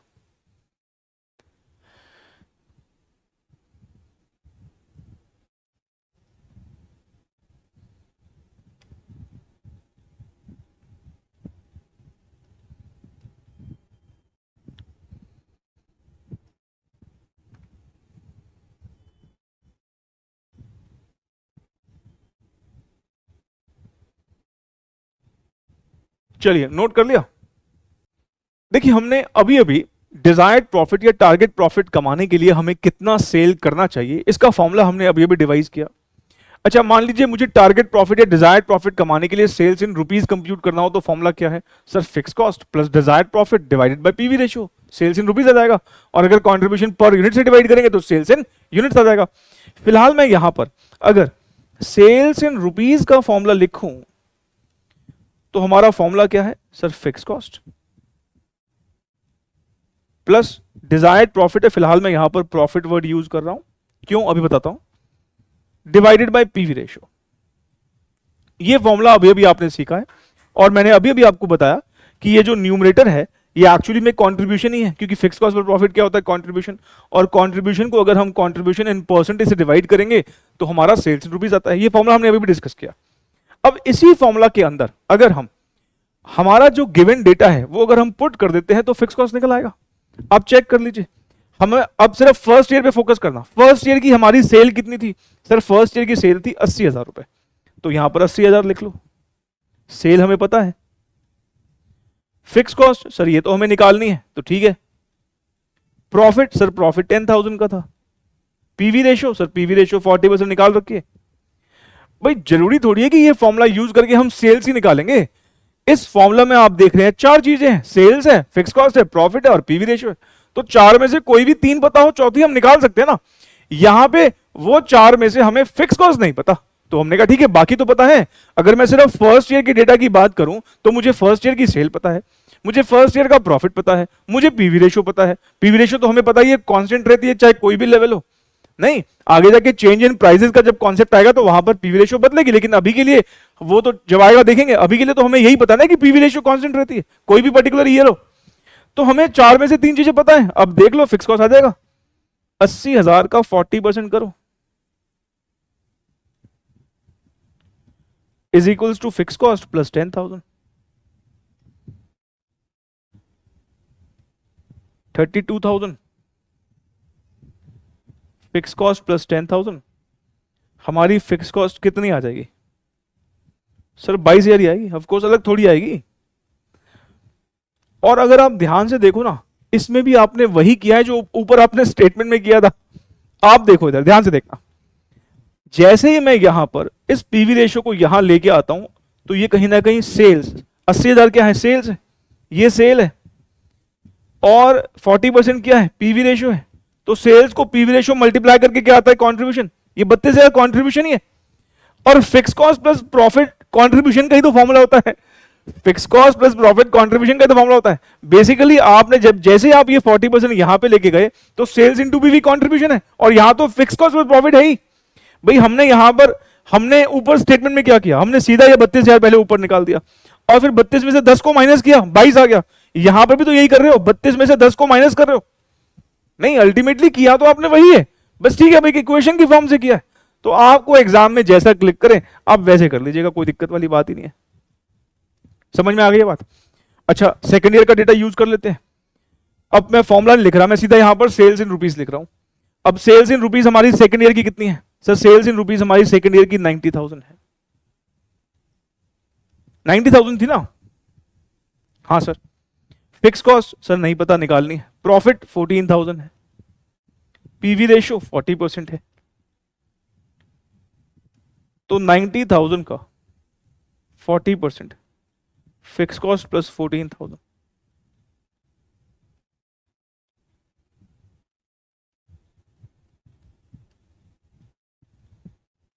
तो हमारी फिक्स कॉस्ट कितनी आ गई?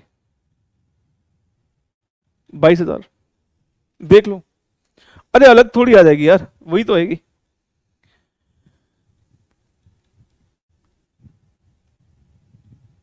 और फॉर्मूला तो वही है, फॉर्मूला अलग थोड़ी है।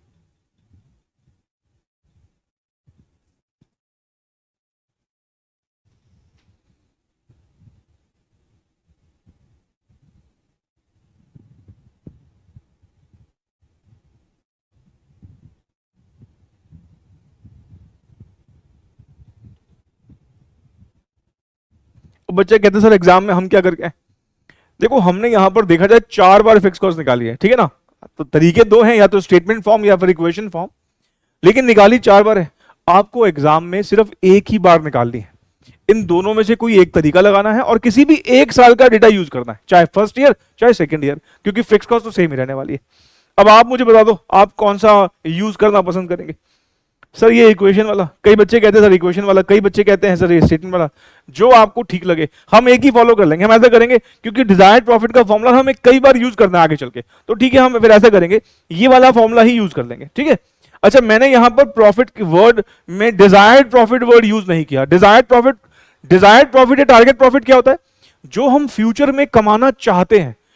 यहां पर हमने लेकिन पुराना डेटा यूज किया है, हिस्टोरिकल डेटा यूज किया है। और हिस्टोरिकल डेटा क्यों यूज किया है? बिकॉज यहां पे हम डिजायर्ड प्रॉफिट के लिए सेल्स नहीं कंप्यूट कर रहे, हम पास का डेटा ले रहे हैं जिसमें सेल पता है, प्रॉफिट पता है, पीवी रेशियो पता है। यहां पर हम पास के डेटा की मदद से फिक्स कॉस्ट कंप्यूट कर रहे हैं, क्योंकि पास का प्रॉफिट है इसलिए हमने सिर्फ प्रॉफिट वर्ड लिखा है, ठीक है? बाकी आप अगर डिजायर्ड प्रॉफिट या टारगेट प्रॉफिट वर्ड नहीं भी यूज करेंगे, मान लो जब डिजायर्ड प्रॉफिट वाला क्वेश्चन भी होता है तब भी अगर आप डिजायर्ड वर्ड नहीं यूज करते, सिर्फ प्रॉफिट ही लिखते हैं, तब भी कोई दिक्कत नहीं है। चलिए इसको नोट कर लो आप।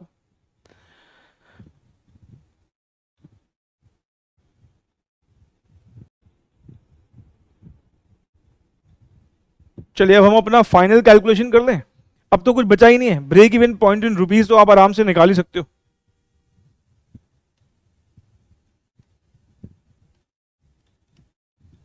क्या फॉर्मूला होता है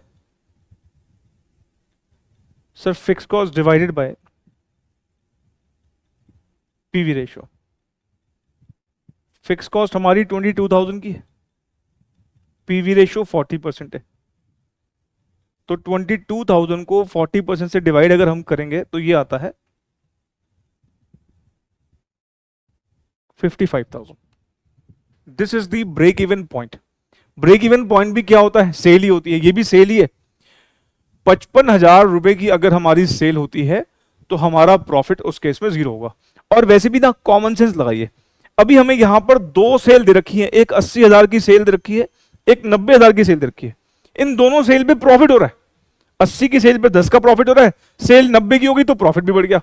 तो बहुत ऑब्वियस ही बात है, ब्रेक इवन पॉइंट पर तो प्रॉफिट 0 होता है, तो ब्रेक इवन वाली सेल तो 80 से तो कम ही होगी, क्योंकि उसमें तो प्रॉफिट 0 है, क्योंकि 80 की सेल पे 10,000 का प्रॉफिट आ रहा है, तो 0 प्रॉफिट ऑफ कोर्स 80,000 से कम सेल पे होगा। कितना कम, वो हमने कंप्यूट किया, 55,000 की सेल पर अगर हम अपना प्रॉफिट कंप्यूट करेंगे तो वो 0 आएगा, क्योंकि ये ब्रेक इवन सेल है।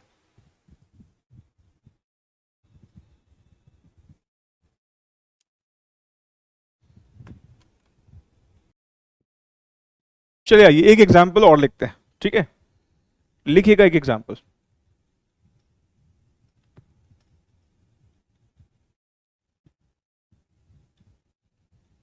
पीरियड 1,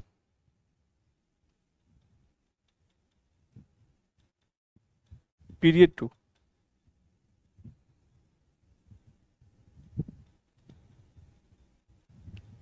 सेल्स इन रुपीज मान लीजिए आपको दे रखी है, पीरियड 1 की 20 लाख और पीरियड 2 की 30 लाख। प्रॉफिट मान लीजिए हमको गिवन है 2 लाख और 4 लाख, और हमें कैलकुलेट करना है number 1 PV ratio, number 2 fix cost, number 3 break even point in rupees, और number 4 sales in rupees required to earn profit of rupees 5 lakhs। ठीक है जी,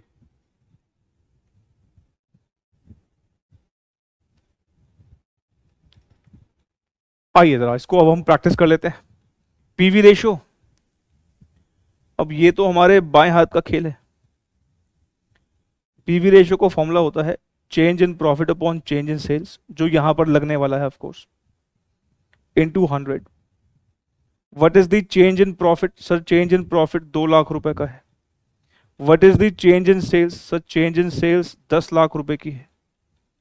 तो हमारा पीवी रेशियो यहां पर क्या निकल के आएगा, 20% निकल के आएगा, है ना। पीवी रेशियो हमारा यहां पर क्या निकल के आएगा, 20%। तो 2 lakh upon 10 lakh into 100, 20%। Second part, fix cost compute करने हैं। अब हम चार चार बार नहीं निकालेंगे, ठीक है ना। मैं हालांकि अभी भी आपको 2 बार निकाल के दिखाऊंगा, अगली क्वेश्चन से तो सिर्फ एक ही बार निकालेंगे, किसी भी एक साल का डेटा यूज करेंगे, ठीक। बताइए जी, स्टेटमेंट फॉर्म की इक्वेशन फॉर्म, सर हमने डिस्कस किया था कि हम इक्वेशन फॉर्म में करेंगे, तो आइए जरा इक्वेशन फॉर्म के लिए कौन सा वाला फॉर्मूला यूज करोगे, जो हमने अभी अभी डिजायर्ड प्रॉफिट वाला फॉर्मूला डिस्कस किया था। और भूल जाओ तो आपको बस ये क्या ध्यान रखना है, कंट्रीब्यूशन को पीवी रेशियो से डिवाइड करना है। और कंट्रीब्यूशन कैसे निकलता है, फिक्स कॉस्ट प्लस प्रॉफिट करके। भाई fix cost plus profit basically क्या है, कंट्रीब्यूशन, और कंट्रीब्यूशन को जब हम कंट्रीब्यूशन इन परसेंटेज मतलब पीवी रेशियो से डिवाइड करते हैं तो सेल्स इन रुपीज आता है। और ये वाला फॉर्मूला बेसिकली देखोगे तो पीवी रेशियो का ही तो है, ये बात मैं बता भी चुका हूं। पीवी रेशियो का फॉर्मूला क्या होता है, कंट्रीब्यूशन डिवाइड बाय सेल्स। नहीं, ये वाला फॉर्मूला पीवी रेशियो से ही आया है।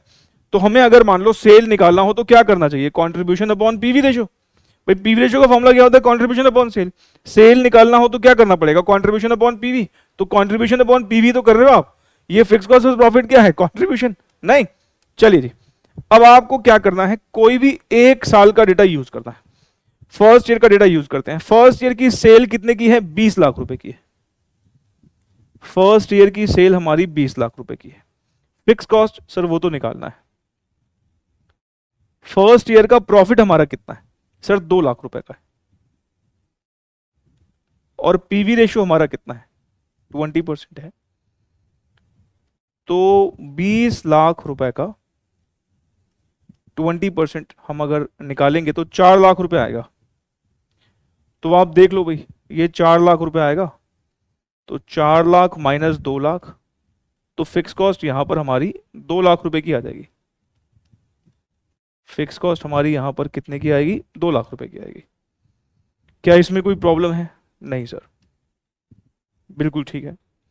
अगर मान लो हमने यहां पर सेकेंड ईयर का डेटा यूज किया होता, तो हम यहां पर सेकेंड ईयर की सेल कितने की है? 30 लाख की है, ठीक है ना। ये तो मैं जल्दी कर देता हूं, ये 30 लाख की है। फिक्स कॉस्ट प्लस प्रॉफिट हमारा सेकेंड ईयर में कितना है? 4 लाख का है, डिवाइडेड बाय 20%, डिवाइडेड बाय 20%, और 30 लाख का 20% अगर हम यहां 20% यहां ले जाएंगे तो कितना आएगा? ये 6 लाख आएगा। तो आप देख लीजिए, अभी भी हमारी फिक्स कॉस्ट कितनी आने वाली है? 2 लाख ही आने वाली है। ये एग्जाम में हम डबल डबल नहीं करके आएंगे, हम किसी भी एक साल के डेटा को यूज करेंगे और फिक्स कॉस्ट अपनी कंप्यूट कर लेंगे, जो कि हमने निकाल दी है। फिक्स कॉस्ट 2 लाख रुपए की है। सेकंड पार्ट में हमें मेनली फिक्स कॉस्ट ही निकालना था, जो हमने निकाल दिया। क्या इस पर्टिकुलर क्वेश्चन में सेकंड पार्ट में कोई प्रॉब्लम है आपको? नहीं सर, क्या प्रॉब्लम हो सकती है? आपने ठीक से बता ही दिया है। ठीक है जी। थर्ड पार्ट में क्या निकालना है sir? Break even point in rupees निकालना है। फिर से आपसे एक सवाल करूं, हमारा जो break even point in rupees है, वो उसका क्या मतलब है?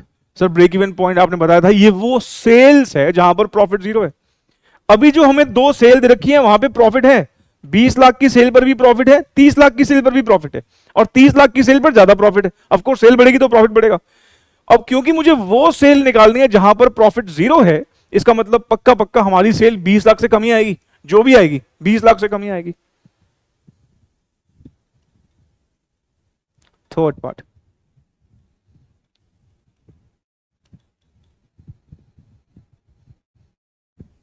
Break even point in rupees, fix cost divided by PV ratio. Fix cost 2 lakh, PV ratio 20%, ये हमारा कितना आ गया? 10 लाख रुपए। मतलब अगर हम 10 लाख रुपए की सेल करेंगे तो हमारा प्रॉफिट जीरो होगा, है ना। 10 लाख रुपए की सेल पर हमारा प्रॉफिट जीरो होगा। अब देखिए एग्जाम में ना कभी कभी ऐसा ही क्वेश्चन आएगा, बिल्कुल ऐसा क्वेश्चन आएगा 5 मार्क्स में या 4 मार्क्स में या 3 मार्क्स में, डिपेंड करता है कितने पार्ट्स हैं उसके। अब जैसे कि इस क्वेश्चन ने हमें पहले कहा तमीज से कि भाई तुम पीवी रेशियो निकाल दो, हमने कहा निकाल देंगे। फिर बोला फिक्स कॉस्ट निकाल दो, हमने कहा ठीक है वो भी कर देंगे। फिर कहा ब्रेक इवन पॉइंट निकालो, हमने कहा वो भी कर देंगे। मान लो ये क्वेश्चन बनाने वाला थोड़ा चतुर होता और वो बस इतना कहता कि break even point in rupees निकाल दो, मैं तीन चीज तुमसे नहीं निकलवाऊंगा, मेरे को बस तुम break even point in rupees निकाल के बता दो। मतलब अगर कोई चतुर इंसान आपको कहे कि सिर्फ break even point in rupees निकालो, तो आपको लगता नहीं कि जाने अनजाने उसने आपसे पहली 2 रिक्वायरमेंट भी मांगी ली, क्योंकि break even point in rupees का फॉर्मूला क्या होता है? Fix cost upon PV ratio. अगर मैं आपसे मान लो यही क्वेश्चन में ये आपको बस डेटा दूं और कहूं कि calculate break even point in rupees, बस इतना बोलूं, तो इंप्लाइड है कि आपको पहले फिक्स कॉस्ट भी निकालना ही पड़ेगा, मतलब पीवी रेशियो भी चाहिए, फिक्स कॉस्ट भी चाहिए। मतलब ये कि अगर ये 3 पार्ट ना बोल के सिंपली ब्रेक इवन पॉइंट ही बोला जाए निकालने के लिए, हमें निकालनी तो तीनों चीजें हैं। फिर हमें पीवी रेशियो भी चाहिए, हमें फिक्स कॉस्ट भी चाहिए, और हमें ब्रेक इवन पॉइंट और रुपीज तो मांगा ही हुआ है। मतलब ये है कहने का कि यहां पे तो ये ठीक है, आपसे पहले बोल रहा है कि पीवी रेशियो निकालो फिर फिक्स कॉस्ट निकालो।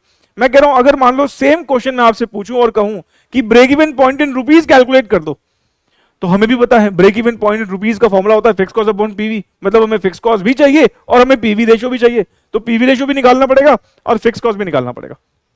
लेकिन ध्यान रखें सीक्वेंस में पहले आपको पीवी रेशियो निकालनी पड़ेगी। अगर मान लो break even point in rupees ही सिर्फ आपसे मांगूंगा तो आपको लेकिन पहले पीवी रेशियो निकालनी पड़ेगी। क्यों? क्योंकि यहां फिक्स कॉस्ट निकालने के लिए भी आपने पीवी रेशियो का यूज किया है। फिक्स कॉस्ट निकालने के लिए आपने पीवी रेशियो का यूज किया है, तो पहले तो पीवी रेशियो निकलेगा। मतलब स्टेप्स तो यही है, सीक्वेंस यही है कि पहले पीवी रेशियो निकलेगा, उसके बाद फिक्स कॉस्ट निकलेगा और उसके बाद ब्रेक इवन पॉइंट निकलेगा, break even point in rupees निकलेगा। मेरे ख्याल से आप समझ गए होंगे, है ना। समझदार हैं आप, समझदार बच्चे, तो समझ गए होंगे आप। इसको अब आप नोट कर लो, फिर हम अपने आखिरी पार्ट की तरफ बढ़े।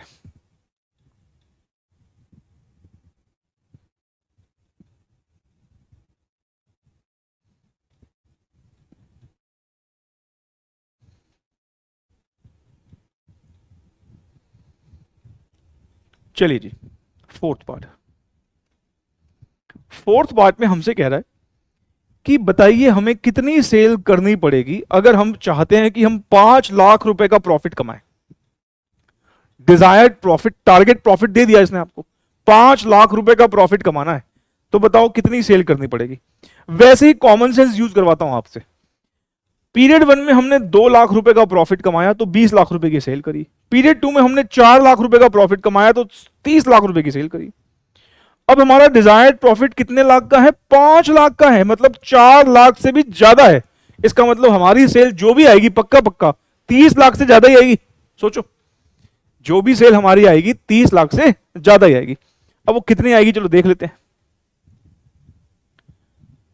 अब हम सेल्स इन रुपीस का फॉर्मूला यूज करेंगे यहां पर, फिक्स कॉस्ट प्लस, इस बार मैं डिजायर्ड प्रॉफिट वर्ड यूज कर लूं क्या? क्योंकि इस बार तो मैं एक्चुअली में टारगेट प्रॉफिट हमें दे रखा है कि 5 लाख का प्रॉफिट कमाना चाहते हैं, बताओ कितने की सेल करें। अगर डिजायर्ड वर्ड, टारगेट वर्ड नहीं भी यूज करोगे, सिंपली प्रॉफिट वर्ड यूज करोगे, क्या हमारा आंसर बदल जाएगा? नहीं, लिखना तो 5 लाख ही है। आप डिजायर्ड प्रॉफिट वर्ड यूज करो, टारगेट प्रॉफिट वर्ड यूज करो, या नॉर्मल प्रॉफिट वर्ड यूज करो। पीवी रेशो, फिक्स कॉस्ट हमने कितने की कंप्यूट करी? 2 लाख रुपए। हम प्रॉफिट कितना कमाना चाहते हैं? सर हम प्रॉफिट कमाना चाहते हैं 5 लाख रुपए का। हमारी पीवी रेशो है 20%, तो 7 लाख को 20% से डिवाइड करो,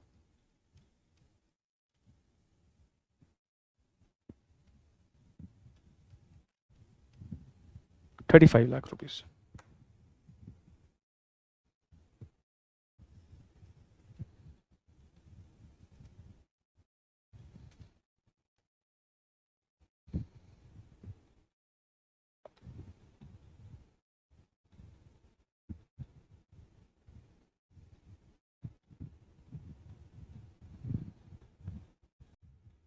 चलिए एक एग्जांपल और करते हैं।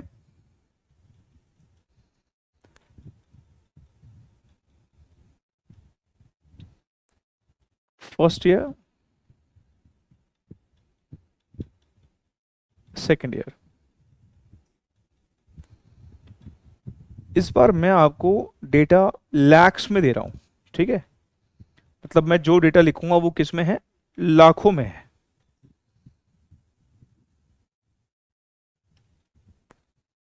सेल्स 150, 200, प्रॉफिट 30, 50, और मैं आपसे सिंपली ये कह रहा हूं कि कैलकुलेट कर दीजिए break even point in rupees. बस इतना बोला है। चलिए मैंने आपको अभी ये बात तो बताई कि अगर हमें break even point in rupees निकालने के लिए बोला है तो हमें ये इंप्लाइड है, क्योंकि break even point in rupees का फॉर्मूला क्या होता है? Fix cost divide by PV ratio. तो हमें फिक्स कॉस्ट भी निकालना पड़ेगा और पीवी रेशियो भी निकालना पड़ेगा, तो ये दोनों कैलकुलेशन तो हमें करनी पड़ेगी। पर मैंने आपको ये एग्जाम्पल इसलिए नहीं कराया, मैंने ये एग्जाम्पल आपको इसलिए करवाया है, मैंने जानबूझ के यहां पर आपको लैक्स में फिगर्स दिए हैं, क्योंकि ना कुछ बच्चों को मैं देखता हूं वो क्या करते हैं, अगर हमें ऐसे लैक्स में फिगर दे रखी होती है तो वो क्या करते हैं आगे ना फिर 5-5 जीरो लगाते फिरते हैं। मान लो वो 150 को कैसे लिखेंगे? कुछ बच्चों की ऐसे हैबिट होती है, अगर 150 दे रखा है वो कहते हैं अच्छा हमें पागल मारा, लैक्स में देता है, कोई बात नहीं हम कर लेंगे अपने आप कन्वर्ट। वो 150 लैक्स को आगे ऐसे कन्वर्ट कर देते हैं, 150 के आगे 5 जीरो लगा देते हैं, तब उनको लगता है कि हाँ ये ठीक फिगर है। ऐसे ही 200 लाख लिखा हुआ है, कोई दिक्कत नहीं है, वो कह रहे हैं ऐसे कर लेंगे हम।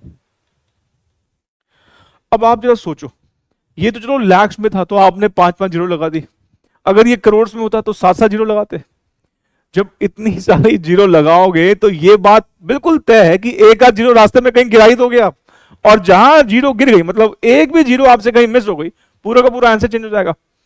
भाई क्या जरूरत है इसको ऐसे कन्वर्ट करने में? हम लैक्स में लिखेंगे ना, हम अपना सोल्यूशन भी ऐसे लैक्स में दे देंगे, क्या दिक्कत है? हम 150 को 150 ही लिखेंगे, क्या दिक्कत है? जो हमारा फाइनल आंसर आएगा वो लैक्स में आ जाएगा। अगर ये फिगर करोड़ में होती तो करोड़ में आ जाता। भाई रिलायंस का मान लो एनुअल प्रॉफिट लगभग 80-90 हजार करोड़ है, 80,000 करोड़ मान लो प्रॉफिट है, 80,000 करोड़, मतलब 80 के आगे पहले 3 जीरो, उसके बाद फिर करोड़ 7 जीरो, और अगर उसके अकाउंटेंट को सारी जीरो लगानी पड़ जाए, वो बेचारा कुछ ही दिन में आत्महत्या कर लेगा, कहेगा ये क्या करवा रहे हो मुझसे नहीं। तो प्रैक्टिकली हर एक कंपनी जो है वो अगर उसकी फिगर्स बहुत बड़ी हैं तो वो राउंड ऑफ करती है। राउंड ऑफ के लिए शेड्यूल 3 में भी बातें बोली गई हैं, तो राउंड ऑफ भी होता है, प्रिंसिपल्स के साथ होता है, लेकिन राउंड ऑफ होता है। मतलब वो भी करोड़ में या मिलियंस में या लाख्स में या जैसे भी उसकी फिगर है वैसे वो देती है, तो हम भी कोई दिक्कत नहीं है, लाख्स में है लाख्स में दे देंगे आंसर, क्या प्रॉब्लम है। नहीं, चलिए आइए हम अब क्या करने वाले हैं। सबसे पहले हम अपना सोल्यूशन कैसे देंगे, इस बार break even point in rupees निकालना है। इस बार हम कह रहे हैं भाई वर्किंग नोट नंबर 1 में हम पीवी रेशियो निकालेंगे, कैलकुलेशन ऑफ पीवी रेशियो। इस बार ये हमारा वर्किंग नोट है।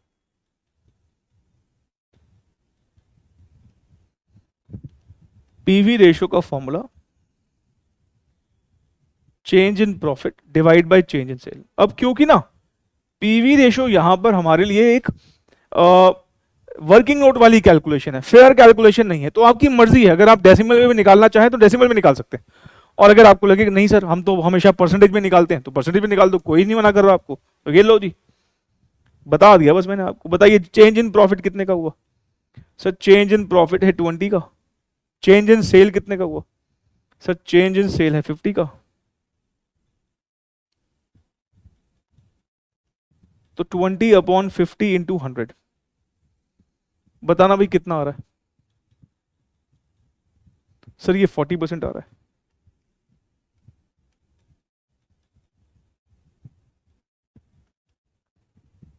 ठीक है जी, 40% आ गया। Working note number 2,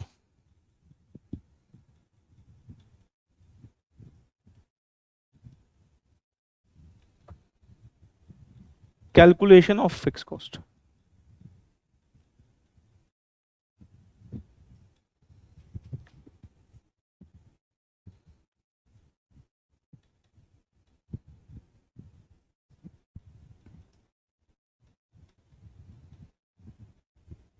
sales in rupees,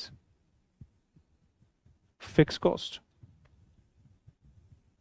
plus profit upon PV ratio. अब किसी भी एक साल का डेटा यूज कर रहे हैं, ठीक है ना, फर्स्ट ईयर का डेटा यूज कर लेते हैं। सेल्स कितनी है? 150 की है,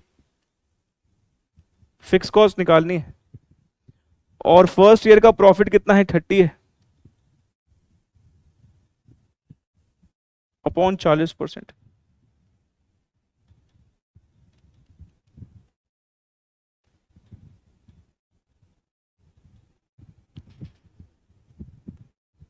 डेढ़ सौ का 40% कितना होता है? 60।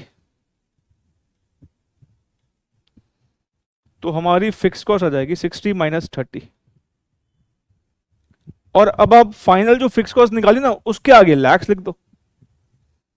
भाई बार बार भी लाख लिखने की जरूरत नहीं है, कितनी बार लाख लाख लिखोगे? टाइम थोड़ी होता है इतना एग्जाम में, और भी तो क्वेश्चंस करने होते हैं। बस फाइनल जो आपका फिक्स कॉस्ट आया 30 आया, 30 के आगे आप लाख लगा दो, क्योंकि हमने सारी फिगर्स यहां पर लैक्स में ही यूज करी है। ठीक है, तो ऐसे आगे 5 5 जीरो लगाने की जरूरत नहीं है।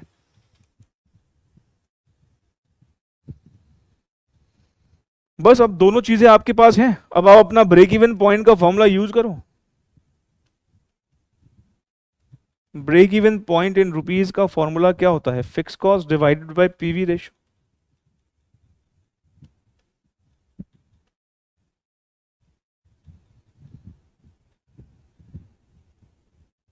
पीवी रेशियो कितना है हमारा? 40%। 30 को 40% से डिवाइड कर दो, 75 लैक्स आ रहा है।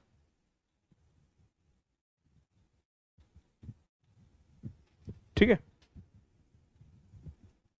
ये हमारा फेयर कैलकुलेशन है जो उसने मांगा था हमसे।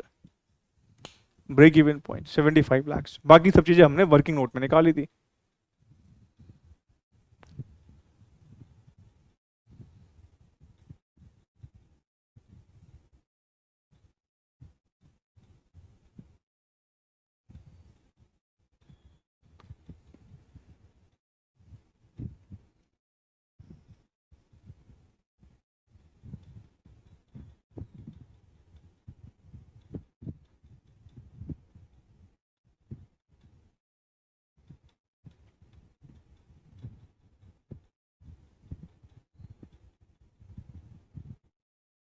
चलिए आगे बढ़े। अच्छा, अब ना आपको लगेगा सर ये तो रेपिटेटिव करवा रहे हो। देखो अब ना मैंने आपको जो क्वेश्चंस करवाए, अब ये क्वेश्चन तो मेरा करवाना बनता है, हमारे इंस्टीट्यूट के स्टडी मैट का क्वेश्चन है, एज इट इज आ जाएगा। मैं जानता हूं आपको लगेगा सर ये तो रिपीट करा दिया आपने, तो अब करा तो दी, ये होमवर्क में दे दो। मैं दे सकता हूं ये होमवर्क में, पर ना इंस्टीट्यूट के स्टडी मैट का पहला क्वेश्चन कर रहे हैं, मुझे करा लेने दो। ये एग्जाम में आएगा तो एज इट इज बिल्कुल कॉपी पेस्ट होगा। ठीक, क्या क्या निकालना है? ए पार्ट में हमको पीवी रेशियो निकालना है, बी पार्ट में हमको फिक्स कॉस्ट निकालना है। चलिए आइए क्वेश्चन नंबर 13 कर लेते हैं।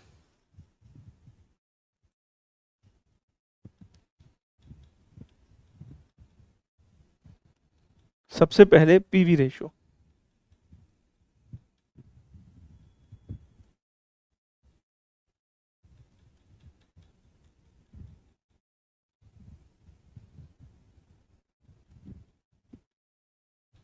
पीवी रेशियो का कौन सा वाला फॉर्मूला यूज करोगे? Sir change in profit divide by change in sales.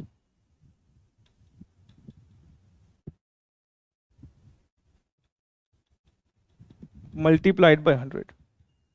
बताइए जी, what is the change in profit? Sir change in profit, हमारा प्रॉफिट 9,000 से 15,000 हो गया, 6,000 का चेंज आ रहा है प्रॉफिट में। और हमारा सेल्स में चेंज कितना हो गया सर? 195 से 225 हो गई। करो भाई फटाफट से बताओ कितना आ रहा है। 2,25,000 में से 1,95,000 को माइनस करो। सर ये आ रहा है 30,000 इंटू 100। 6,000 अपॉन 30,000 इंटू 100, 20% हो गया है ना। पीवी रेशियो हमारा 20% आ गया।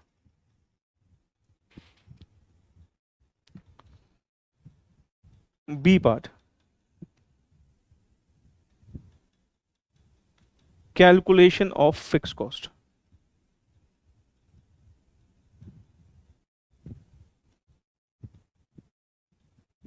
आप ना देखो ऐसे भी लिख सकते हो, थोड़ा सा अगर आपको और फॉर्मल करके लिखना हो, थोड़ा सा और प्रोफेशनल तरीके से लिखना हो, तो आप ऐसे भी लिख सकते हो, using data of any one of the given years, comma, we can calculate fixed cost as under। ठीक है ना, उसको बता भी दिया भाई, हम दोनों सालों में से किसी भी एक साल का डेटा यूज कर सकते हैं, और अपना फॉर्मूला यूज कर लो। कौन सा फॉर्मूला यूज करोगे? Sales in rupees, fix cost plus profit divided by PV ratio. चलो जी, अगर हम फर्स्ट ईयर का डेटा यूज करें तो फर्स्ट ईयर की सेल्स हमारी है 1,95,000।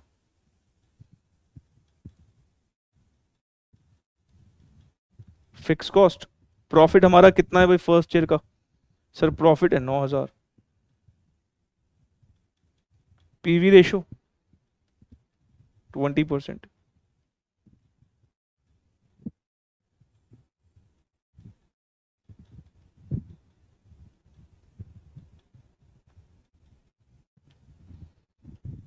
तो 195,000 का 20% निकालोगे तो कितना आ रहा है? सर ये आ रहा है 39,000। तो 39,000 में से 9,000 को माइनस करते हैं तो हमारी फिक्स कॉस्ट यहां पर 30,000 की आती है। तो ये हमारा सेकंड पार्ट भी हो गया। ठीक है ना, पीवी रेशियो आया 20% का और फिक्स कॉस्ट आई हमारी 30,000 की। अब आप देख लो, सिंपल सा क्वेश्चन है, लेकिन हमारे एग्जाम में as it is copy paste हो सकता है। ऐसा मैं क्यों कह रहा हूं? क्योंकि ये क्वेश्चन हमारे इंस्टीट्यूट के स्टडी मैट का है। ये बात मैं आपको बार बार बोलूंगा कि हमारे इंस्टीट्यूट के स्टडी मैट के क्वेश्चन एग्जाम में बिल्कुल कॉपी पेस्ट होते हैं। जैसे आपको यहां दिख रहे हैं ऐसे ही बिल्कुल word to word, figure to figure आपको एग्जाम में दिखेंगे। और हमारा पूरा फोकस रहेगा कि हम इंस्टीट्यूट के स्टडी मैट के सारे क्वेश्चंस करें।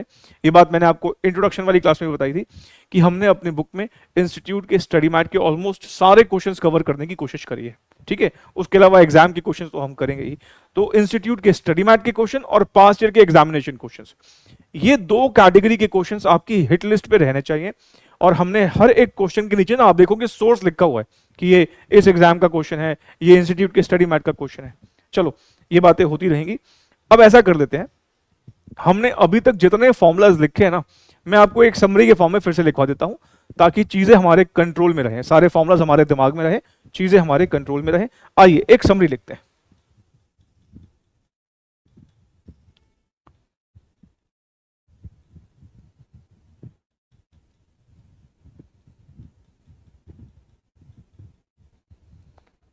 सबसे पहले हमने पीवी रेशो के फॉर्मूलाज डिवाइस किए। पीवी रेशो का बेसिक फॉर्मूला क्या था? Contribution upon sales. फिर एक फॉर्मूला था चेंज इन कंट्रीब्यूशन, चेंज को हम डेल्टा से भी रिप्रेजेंट करते हैं जो कि एक ट्रायंगल जैसा दिखता है। Change in contribution divided by change in sales, और ऐसे ही change in profit divided by change in sales. इन तीनों फॉर्मूला के आगे अगर आप 100 से मल्टीप्लाई कर देंगे तो ये पीवी रेशियो परसेंटेज में आ जाएगी, अदरवाइज डेसिमल में आ जाएगी। हमने देखा है कि दोनों से आप चाहे परसेंटेज में निकालें या डेसिमल से निकालें कोई फर्क नहीं पड़ता। अच्छा, एक चौथा फॉर्मूला क्या था? 1 माइनस वीसी रेशियो, अगर वीसी रेशियो हमें डेसिमल में गिवन है, और या फिर 100% माइनस वीसी रेशियो अगर वीसी रेशियो हमको परसेंटेज में दे रखा है। ये चार फॉर्मूलाज हमने डिवाइस कर लिए थे। एक पांचवा फॉर्मूला भी आगे चल के आएगा, ये बात मैंने आपसे कही थी, कमिंग सून। छोड़ो कमिंग सून क्या लिखोगे आप, लिखना है क्या? नहीं सर रहने देते हैं, ठीक है फिर रहने देते हैं, छोड़ो भाई कमिंग सून क्या लिखोगे, पांचवा फॉर्मूला जब आएगा तब देखा जाएगा। अच्छा जी, ये हमारे पीवी रेशियो के चार फॉर्मूला थे जो हमने डिस्कस किए। वीसी रेशियो क्योंकि ना हम इतना यूज नहीं करते हैं, मैं चाहूं तो यहां पर वीसी रेशियो का भी फॉर्मूला लिखवा सकता हूं। क्या लिखेंगे? वीसी अपॉन सेल्स, और दूसरा 1 माइनस पीवी रेशियो या फिर 100% माइनस पीवी रेशियो। सर लिखवा दो ना आप, चलो ठीक है लिख लो फिर। अब आप कह रहे हो तो आपकी बात को कैसे टालें?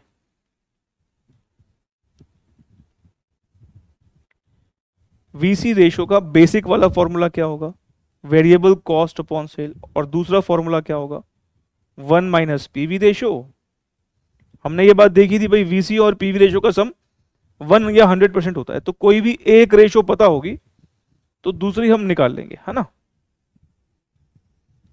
चलो भाई ये भी हो गया। फिर हमने जो अगली इंपॉर्टेंट कैलकुलेशन सीखी वो सीखी ब्रेक इवन पॉइंट की। और ब्रेक इवन पॉइंट जब मैं आपको बोलूं तो आपको क्या सुनाई देना चाहिए कि सर सेल निकालने के लिए कह रहे हैं, और सेल यूनिट्स में भी निकलती है और रुपीज में भी निकलती है। ब्रेक इवन पॉइंट यूनिट्स में निकालना हो तो फॉर्मूला क्या होता है? Fix cost divided by contribution per unit. और ऐसे ही अगर ब्रेक इवन पॉइंट रुपीज में निकालना हो तो हमारा फॉर्मूला हो जाएगा fix cost divided by PV ratio.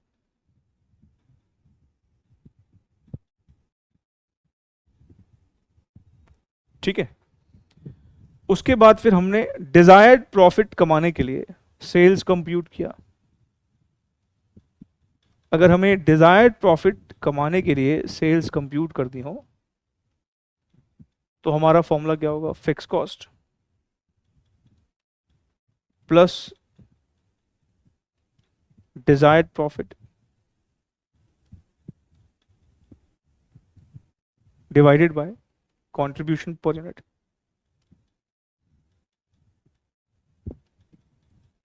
और रुपीस के लिए क्या करेंगे? Fix cost plus desired profit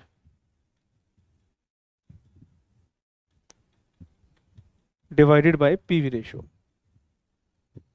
तो हमने मोटे मोटे तौर पर अभी बस इतने ही फॉर्मूला डिस्कस किए, ठीक है ना।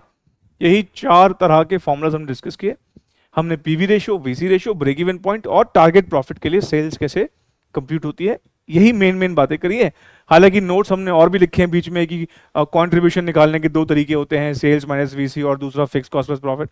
तो ठीक है, बेसिक और भी हमने लिखे होंगे, लेकिन मेन हमने ये चार तरह के फॉर्मूलाज अभी तक डिस्कस किए हैं। ठीक है जी, तो आज की क्लास को फिर ऐसा करते हैं, यहीं तक रखते हैं। अगली क्लास में हम और भी प्रैक्टिस करेंगे और भी नए कॉन्सेप्ट सीखेंगे। रिवीजन प्लीज आप जरूर करते रहिएगा। तो फिर मिलते हैं हम नेक्स्ट क्लास में। Thank you so very much, take care, bye.